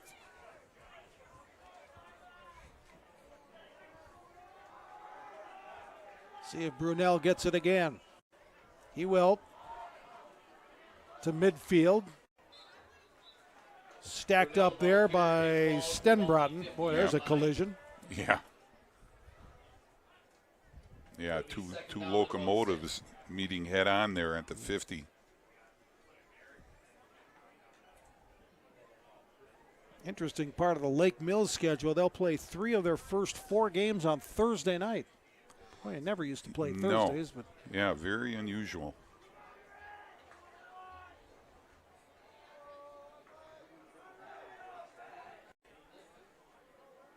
just underway in the third quarter. Columbus with the first possession of the second half. They're leading at 35-7. Powers to throw. Flushed out of the pocket. He'll keep it. He'll get inside of Lake Mills territory. He would have had an even bigger game, but he stepped out of bounds at the 42. Yeah, he knew it, but was hoping the official didn't see it. There you see Powers making a play with his legs, not just his arm. Well, he's got some slippery little moves there. Yeah, he's a smooth running quarterback. He did get a first down, 42-yard line.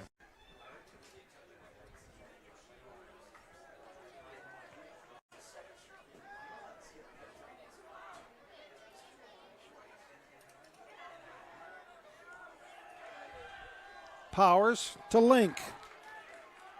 Can't slip the tackle. Sure-handed one there by Dom Kelly.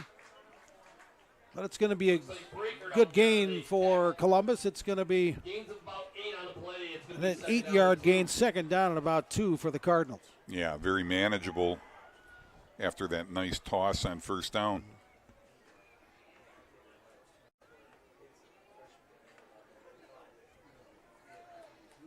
Hadn't been to state in 20 years before they won the title last year at Camp Randall Stadium. Hoping to put together perhaps a run back there this year. Powers goes deep. Oh, Knockreiner was pulled down from behind. That's as easy a call as you're going to have to make. And had he not been pulled down, that looked like 6. There was a lot of red jersey in the hands of that defender. Boy, he threw a nice ball there and looked like it was going to drop right in his mitts had he not been yanked on the jersey. That was Alex Brecker, who could only prevent a touchdown by grabbing Knockreiner. Yeah. Interference is the call. First down, Columbus. Yeah, typically he's a smart, savvy player. When you're out on an island like that, sometimes that move he just did isn't smart or savvy. Right. Now here's Columbus with a first down deep in Lake Mills territory. Brunner goes to the outside. Chased down by Rudebush. Penalty marker on a late hit. Brunel, the ball carrier, forced out of bounds, hit late. There's a flag. Yeah. Oh, boy. Man, that, again, not a difficult call to make when you're 5 yards out of bounds. It's been a tough night from a penalty standpoint for Lake Mills. Yeah, well, Stenbrotten got nailed again. Again, you know, frustration setting in.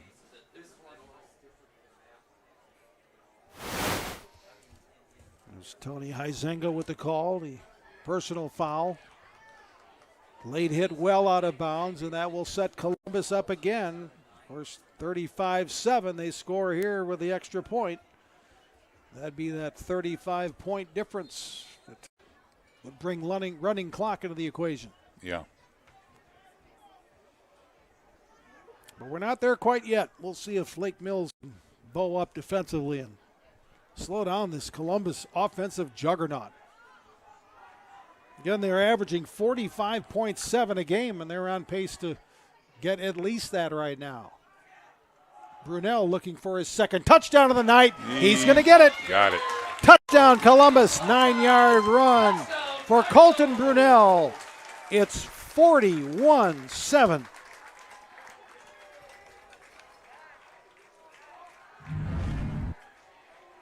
Yeah, guys up front did a nice job, especially on the left side of that offensive line, starting with the center, Devin McCormick, and then Reuter and Schultz. So Brunel has scored the last 2 touchdowns on runs. Andler gets his 6th extra point of the night, and the Columbus lead is 42-7. Again, we really expected, I mean, as you mentioned before the game, we saw those Lake Mills guys. We thought, boy, they got some players, but boy, Columbus has really taken it to them, as there you see Brunel crossing the goal line again. Yeah, their offensive coordinator, Selgrad, who happens to be Andrew's dad, has really called a nice game. I was thinking in the back of my mind, wonder what that conversation would be like. It's not like you're talking to your son, it's your son talking to the dad if you don't agree with a play that's called or how he's calling the game. I work at a golf course outside of Madison. My son is my boss. In the off season during the winter, he fired me 3 times last winter, but he always hired me back. Yeah. So I don't know if that's what's going on with the Selgrads, but you can imagine what the dynamic is. Oh, man. But, boy, you talk about a little football knowledge between those guys. Yeah, absolutely. You know, Andrew was the WFCA Coach of the Year last year. Well, he's got experience. He started his coaching career for Bob Hyland at St. Mary's Springs, then went to North Fond du Lac and worked with another Hall of Famer, Mike Dressler. Yeah. So that's a pretty good resume. Yep. Andler still has some juice left in that leg. Stenbrotten returns from the 9. Stenbrotten. Oh. Ooh, looked like he was going to break it. Yeah. Taken down by Jack Town and may have prevented a touchdown. Yeah, he had a head of steam going, and it looked like he was just going to kick it into high gear. Well, another underclassman, Jack Town, a sophomore. He's only 5'8", 145. He brought down 6'4", 232, Matthew Stenbrotten. That's impressive. What was that, hot dogs? Half-price hot dogs. All right. I'll be right back. The Thursday Night Throwdown just got a little better, everybody. You know, if we waited out until the fourth quarter, they might be free. You never know. Okay, here's Lake Mills with the ball. Wallin finds Stenbrotten. And nice tackle by Jack Rolke, who pursued the big Lake Mills receiver. Second down and about 6. Got about 4 on the play. Clock runs 8 minutes, third quarter.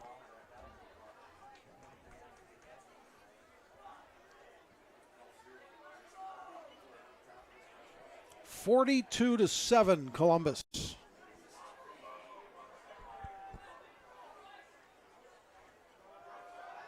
Murphy cut down after a gain.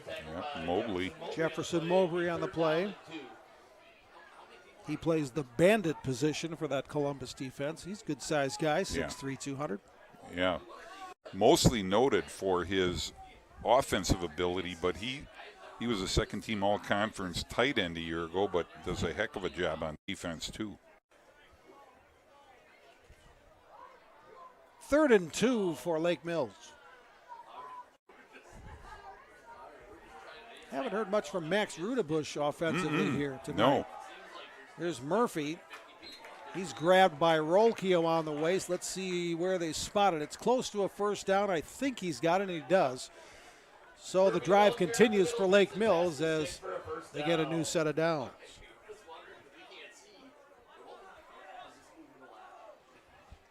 Here's my running clock story. Okay. 28-point game. Team scores a touchdown. It's 34. Yeah. I'm underneath the goalpost, and the officials are at both upright to see the extra point. Yep. Ball's kicked. It looks like this extra point is no good for all the world. One official looks at the other. They both raise their hands. Exactly. 35 points. Exactly. Wallin deep. Incomplete. Only guy to get a hand on it was a Columbus defender. Yeah, and everybody was very thankful on both sides of the football that was the case. Yeah, I've been on both sides of that. Yeah. Yeah. The officials will remain nameless. They were looking for Stenbrotten, and boy, look at Brady Link. Yeah, Link is all over the field. He's already had two interceptions and a touchdown reception for the senior strong safety, Brady Link.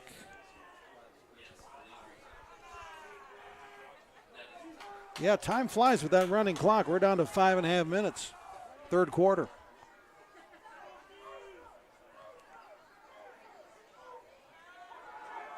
There's Wallin, the quarterback, and what a defensive play by Connor Roach. You know, we saw that in the first half, Jay.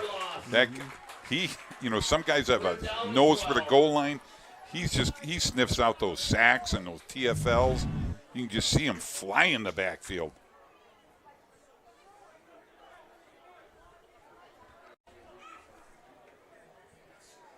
Great anticipation by Roach. Yeah, not a big dude either. I mean, 5'9", 160, but he's got a big heart. He does indeed.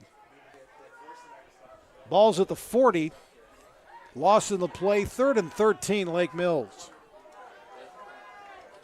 Hellcats have one lone touchdown in the game. That seems like it was a long, long time ago. Here's Wallin, some running room. Going to be well short of the first down. A sure-handed tackle there. Mobley. That's Jefferson Mobley again. Yeah. Wow. Put a nice series together defensively. Did the senior Jefferson Mobley. That'll be 4th down. Yeah, Wallin got outside, but Mobley was up to the task. Timeout. And Lake Mills will call a timeout. That will stop the clock with 4 minutes and 10 seconds left in our third quarter. Upcoming schedules for these two teams. Lake Mills will be home against Bigfoot next week. Then they'll travel to New Glarus Monticello. They'll be home against Lakeside Lutheran, home against Turner, and then wrap up the regular season at Lodi. For Columbus, they'll be hosting Turner next week right here. Then they'll play at Edgewood, home against Lodi. That's shaping up to be a very important game here in the Capital Conference race. Then Columbus goes at Lakeside Lutheran, at New Glarus Monticello. You mean to tell me there's only 5 games left in the regular season after It's unbelievable. this weekend? Yeah, There are. Time flies when you're having fun, I guess. You know, we talked about Jefferson Mowbray and the job he's doing. He's going to go on and play at Mankato. So we'll be seeing him at the next level. Right.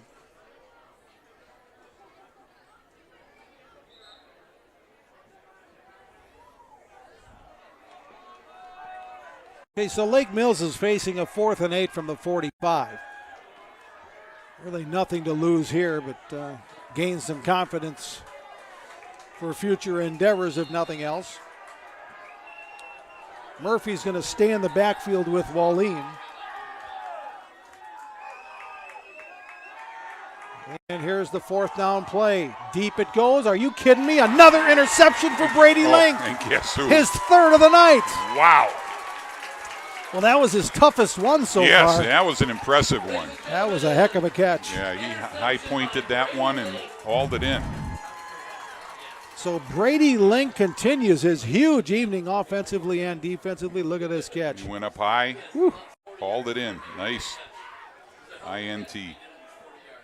Wallin had to throw it into double coverage looking for Stenbrotten, but hoping for a jump ball situation, but it was Brady Link who had the successful jump.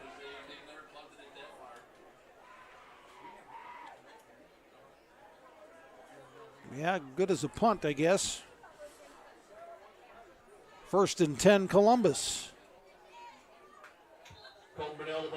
Brunel with a carry to gobble up a little more time.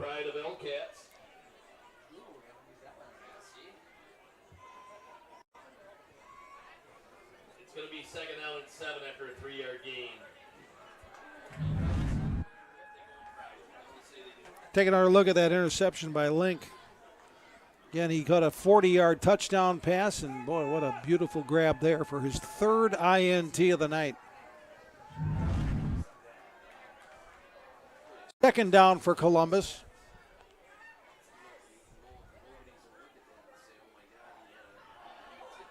Brunel. Oh, he's got a seam. He did, didn't he? Big run, 1st down, Cardinals. Yeah, you could just see that play develop. He carrying that ball high and hard and then made the upcut. Yeah, he's got good vision.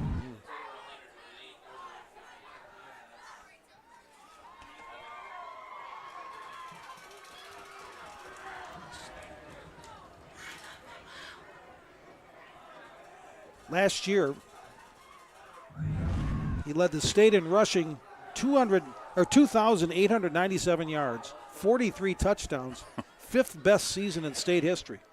On defense, he had 103 tackles last year. He's following that up with a big start to his senior season as well. Gets another call here, gets outside the 40. Only a couple more plays remaining here in our 3rd quarter. Columbus looking to go 2-0 in the Capital Conference, 4-0 overall. Number 1 ranked team in Division 4 on the WisSports.net rankings.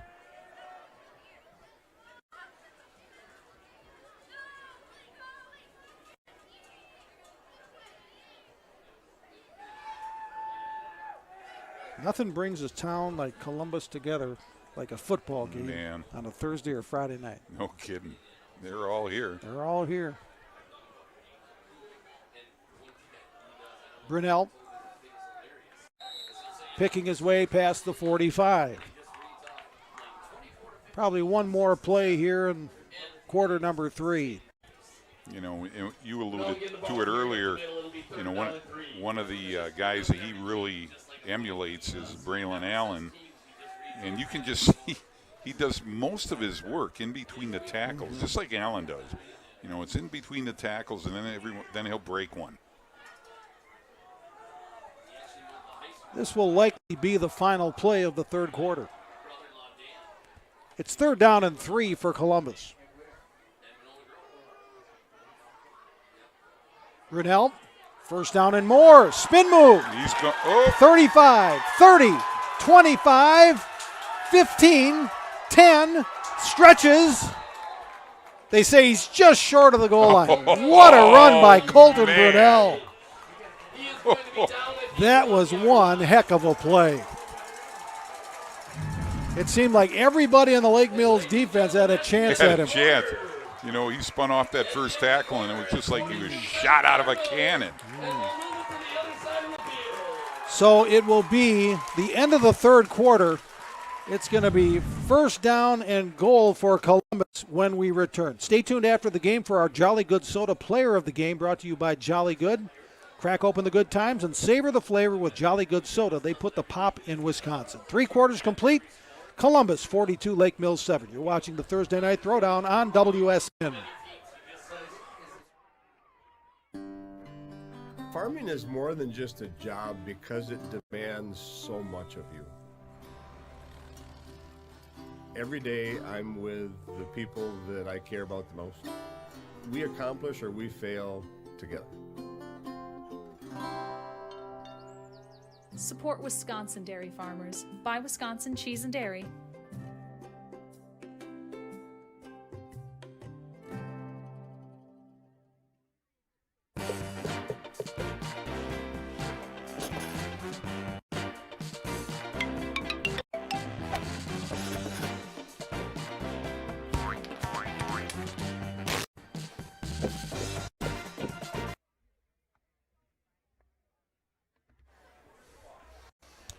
Well, Colton Brunel has had a lot of highlights in his high school career. This is one of his better non-touchdown runs. Yeah, absolutely.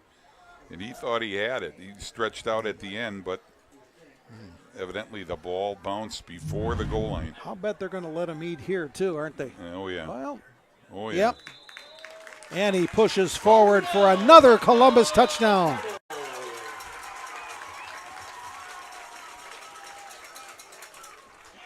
So that's 3 on the night for Brunel. And the lead grows to 48-7. Yeah, again, the big guys up front got a good push. And fittingly, he should finish off that drive with a touchdown as he did. I think we've seen the last of Colton Brunel. Yeah. And their extra point.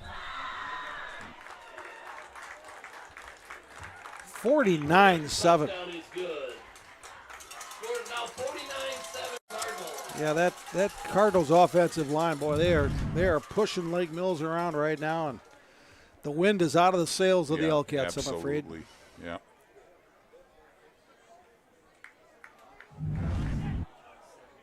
John Pearson on the sidelines. John.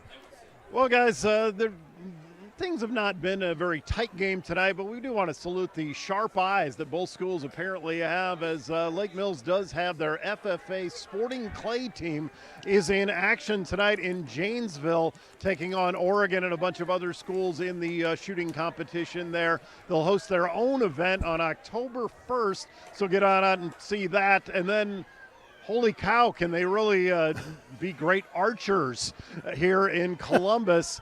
The high school team is ranked 10th in the top 10 in the country in archery, and their elementary school kids, do not make those kids mad. They are second in the country in archery here in Columbus. No, I'm okay. I thought I saw something coming at me over the corner of my eye, but just to throw a little tidbits, they're good at everything at these two schools. There's an elementary school archery league? Yeah, First I heard of it. Wow. Yeah, this sporting clay stuff in southwestern Wisconsin, there's a bunch of high schools that they're involved in those leagues, and there's really teams all over the state, so lots of opportunities for a lot of high school students in ways you might not think of. Yeah, I was at the high school in Wisconsin Rapids a couple years ago, and they've got big banners up for their ice fishing state championships. Oh, wow. How about that? No kidding. Yeah. It's not a sanctioned WIA sport, but there's an ice fishing state tournament. How about that? So now we're going to see some new names and numbers. Oh, man. The new quarterback is Mason Fugelstad for Lake Mills. I don't think Brunel will be back in on offense. But he's still there on defense. He finished his playoff on defense. Oh, check that. That was still Woleen, and that still was Connor Murphy. Yeah. Or Cooper Murphy. Cooper Murphy, yeah. Thought it was number 5, but it still is number 3.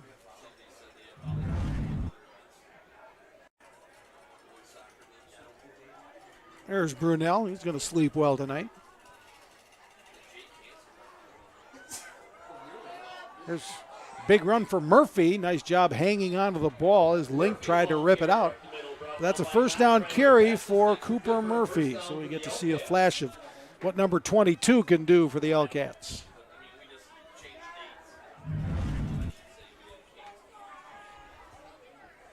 Clock runs as we close in on the 10-minute mark as you again watch that good run by Cooper Murphy.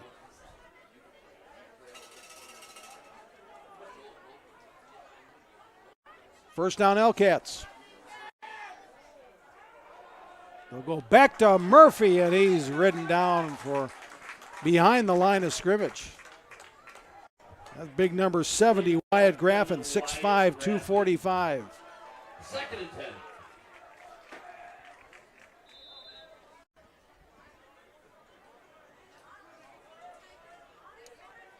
10. And it'll be a Lake Mills timeout. A beautiful evening, as we've said, weather-wise, and this is a unique kind of stadium we have here in Columbus. Just the high school is just over to our right, and there you see a wide shot. Boy, those are some old-time light standards. They are. Those are kind of cool. You pan over there, see the baseball field. Yeah, I'm glad there's no baseball game tonight. We're basically in center field. It kind of reminds me of the old stadium, Ashley Field at Sun Prairie, that had that same kind of look before they renovated. But good old small-town football. There you see our press box, which is a interesting. Interesting. It's nice and solid. It's like a storage container. Sometimes I get the feeling like I'm on a cruise ship. Yeah. Got a little bit. When things get exciting, it's got a little bit of a wobble to it. A little shake.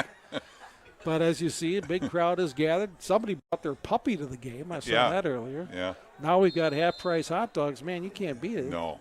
You could be sitting at home watching cable on Thursday night, but no, man, this is the place to be.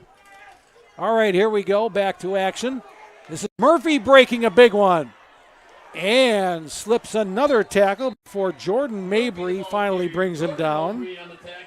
So Jordan Mowbray, on defense for the Cardinals after a big run by Cooper Murphy. Past the 50-yard line into Cardinal territory. We're going to call it first and 10 at the So a little energy left in those L-Cat legs in the form of 5'8", 187-pound senior Cooper Murphy. Yeah, they want to finish on a positive note here. So, they're going to do whatever they can to get in the end zone. Fumble. And, ball's loose and right into the hands Mowbray of Columbus. That's Jefferson Mowbray with another turnover. Boy, the turnovers and the penalties have just destroyed Lake Mills tonight. Yeah, I just never got a clean exchange.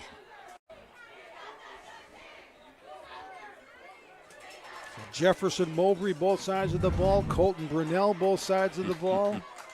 Riley Knockreiner, both sides of the ball. Brady Link, both sides of the ball. Go up and down the lineup.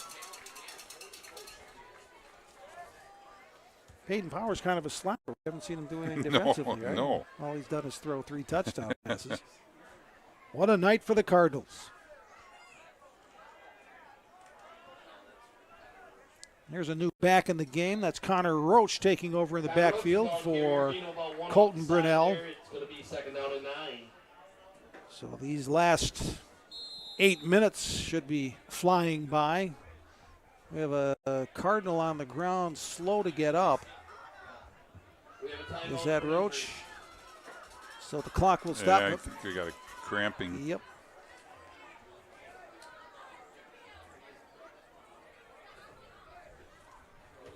So they'll attend to Connor Roach.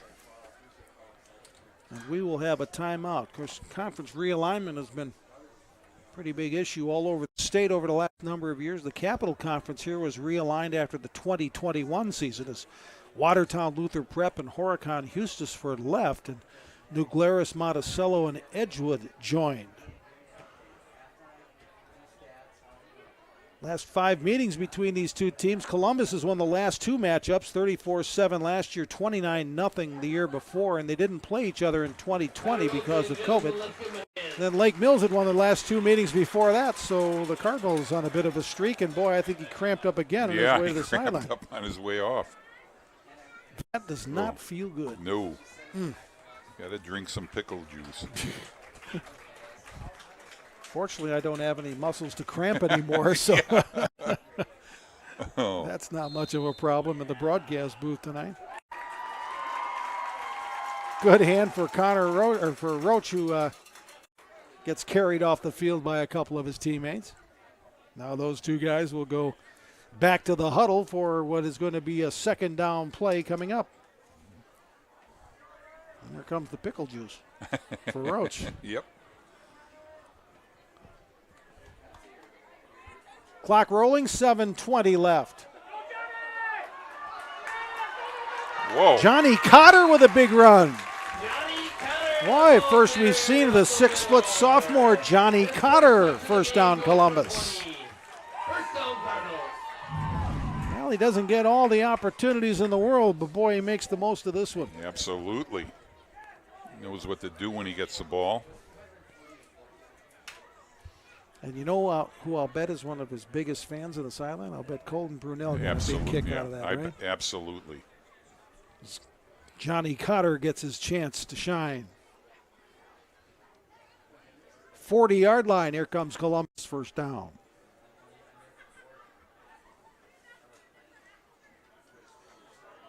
Cotter. Penalty marker flies. Down to the 20, but again, a flag flew at about the 35. You know what I like about Cotter fundamentally? See him change the hands. He put the ball on the outside arm, yep. Unfortunately, that good run's going to come back. Holding on the Cardinals. And that's the thing, that's what a championship club does, is even if you have a big lead, you stay fundamentally sound, and if you're second, third string, doesn't matter. You got to do it right. Yeah, and you can see that. They're well coached. It's a hold against Columbus, so it's back near midfield.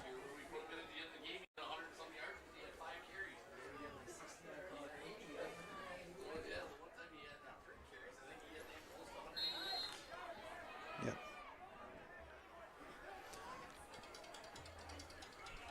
So first down, back to the 48. They keep giving it to Cotter, but he's wrestled down. It's Ramsey Barkatala. Nice play there by the L-Cat. See, he's got the white helmet. Everybody else has gold helmets, but Ramsey's got the white one. Boy, he did a nice job on that play. Easy for his family to spot him if you got the only white helmet like that. Still playing hard despite the 49-7 deficit.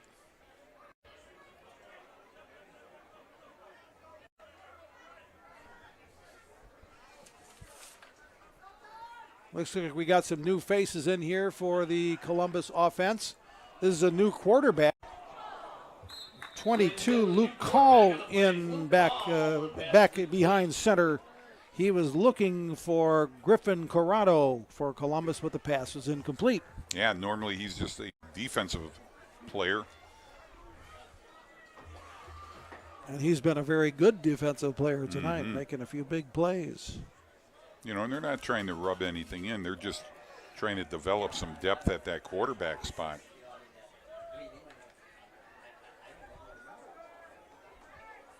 They've got 4 quarterbacks listed on the roster. Powers, of course, the starter. Now we see Luke Call.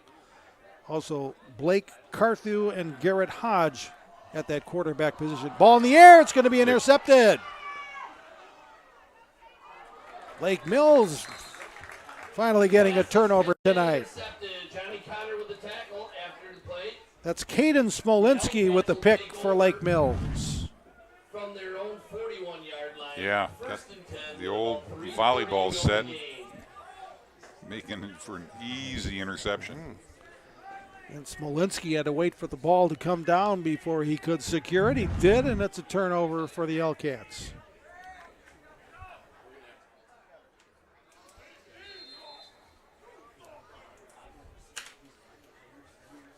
After the game, for our Jolly Good Soda post game. We're going to hoping to talk to Colton Brunell and Brady Link, who have been big factors offensively and defensively for Columbus.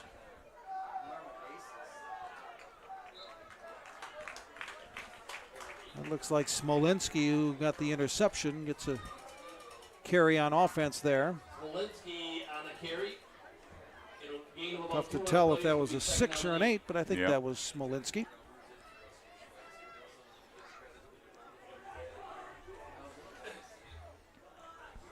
Well, it's a good feeling in Columbus. You win on Thursday night, you basically get not a mini bye, but an extra day to recover for your next one. Yeah, a lot of advantages to that.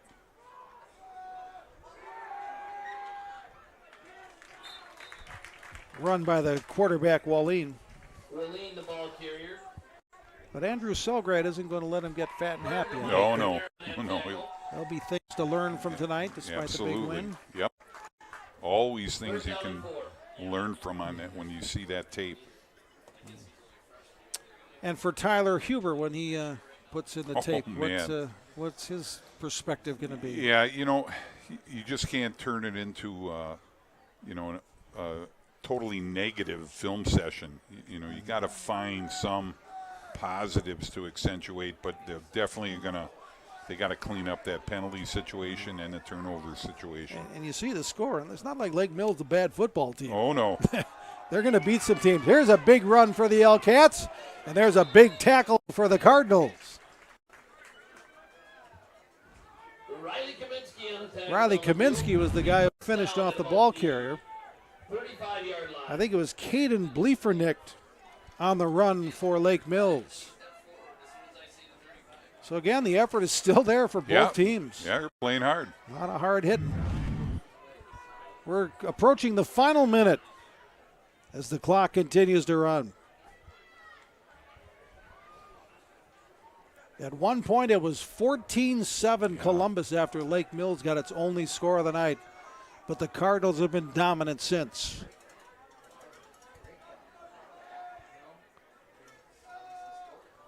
Bleefernick, that's another shot, and oh man, he is wiped out in the backfield. Octavian Cunningham, a junior defensive lineman, finishes the play. Yeah, they're making the most of their opportunities. They may not get to play that often, so they want to show what they can do. Final seconds counting down. It looks like Lake Mills probably won't run another play, now down to 10, 9. They're not terribly organized in their huddle, and it looks like that will be it. Final score, Columbus 49 and Lake Mills 7. So Columbus does go 4-0 overall, 2-0 in the Capital. Lake Mills 2-2 overall, 1-1 in the Capital. There's a lot to like about this Columbus Cardinals football team. Man, it's a well-balanced team. 3 touchdown passes by quarterback Peyton Powers. And we'll be back with our post-game interviews with John Pearson down to the field in just a bit. 49-7 Columbus the final. Back with more in a moment. You're watching the Thursday Night Throwdown on WSN.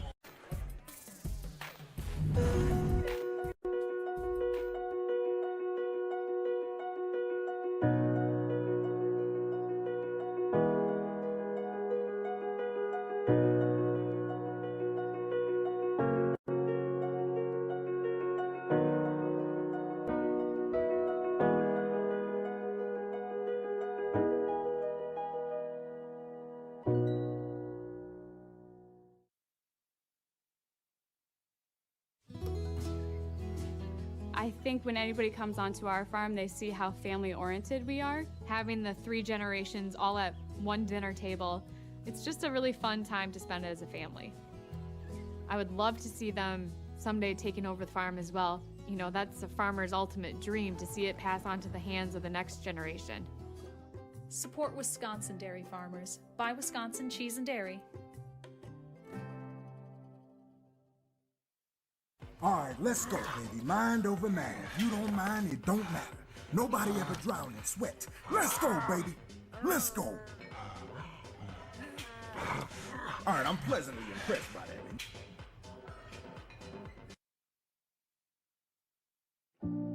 We celebrate the athletes, the buzzer beaters, the record breakers, the wins.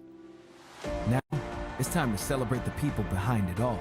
The advice givers, the community shapers, the game changers, the life changers. It's time to celebrate our coaches. Join all of us at BSN Sports and show your coach some love by sharing their story with #ThankYouCoach.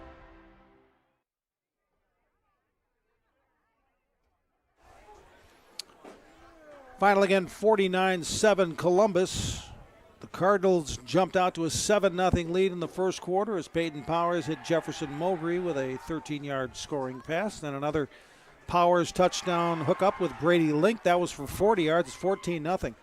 Lake Mills showed signs of life after that. Tyler Wallin hit Matthew Stenbrotten from 26 yards. It was 14-7. We're thinking, well, these two rivals are going to have a great game. But the rest of the night, it was all Columbus. Connor Roach, 35-yard touchdown run. Powers to Riley Knockreiner. Another touchdown, 28-7. And Colton Brunell scored on a 16-yard touchdown run and then got another one in from 9 yards out and then punched another one in from short distance for his third touchdown of the night. And the final again, 49-7 Columbus over Lake Mills. Looks like John Pearson is ready to talk with one of our stars of the game, Brady Link. John. All right, Columbus is celebrating a little bit. I had to intercept Brady Link. Somebody else had to make an interception tonight.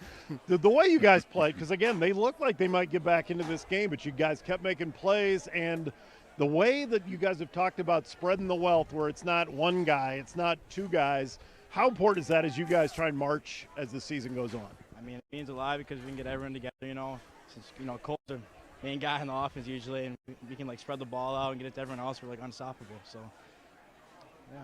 To make those big plays early, though, because I know you're a ball hawk, but when that's happening again and again, and then you get a touchdown catch, as the night goes on, does it build up in the excitement? Are you realizing what you're accomplishing as you go, or what was it like today? I mean, this is probably the most fun game I've ever played. It was just the intensity was just so fun. Everyone was playing well together, and we were all having fun together. So the intensity just kept going, I guess. All right, and Colton, obviously a lot of talk about you as the years gone on, and you could be some pretty boy that wants all the glory. First of all, how much would he give you grief if you tried to be the pretty boy who gets all the glory? But the way it is going to be a team effort this year, how important is that to you as you're going through your senior year? Well, it's very important. Obviously, we have a bunch of playmakers on offense too, and then everybody's keen on me, so throwing over the top, working all day, especially if they're stacking the box, and they need those targets because everybody's targeting on me, so it's super nice to be able to throw the ball and share the ball a little bit.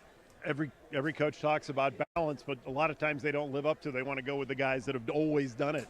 The coach is making a point of this, that everybody's going to get a throw. Everybody's going to catch it, and then also Peyton just does nothing but throw touchdown passes, but talk about that a little bit. Yeah, Peyton's a great quarterback, and we have great receivers, so it's nice to be able to throw the ball because we're really good at it, and it's nice to be able to do it a lot and be able to share the ball a bunch. Is he just some pretty boy? No. No, that's good. He doesn't think you're pretty at all. Okay. He's what now? He's cute. He's cute. All right. And I guess finally, what's the goal? What is the goal for this year? Obviously, you've attained this specific goal before, but what is the goal? We want to win a conference championship and then keep going and go back for another state chip. All right, it's beautiful right there, both of you. You're both good-looking guys, but to let you know, the two guys in the booth, not the best-looking guys, but they were pretty boys in high school. So congratulations. Huge win for Columbus tonight and our two jolly good players of the game. Thanks, John, Colton, Brady. That's the first time I've heard he's cute in a post-game interview. I know. But I tell you what, they're having fun, and it shows man. that, boy, that's a complete effort, as they say. Yeah. I mean, a lot of guys contributing for Columbus. Yeah, there's no eye on that team. They share it. Yep. All right, 49-7 the final. Columbus. Want to remind you that next week, Bob Brainerd will be back with Dan Brunner and John Pearson for our Thursday Night Throwdown, as Week 5 will bring us Homestead at Hartford, 7 o'clock, right here on WisSports.net. I want to thank our great crew for their work in bringing you tonight's game. Along with John Pearson and Dan Brunner, I'm Jay Wilson. Thanks for joining us. Again, the final score, Columbus 47 and Lake Mills 7. Good night from Columbus.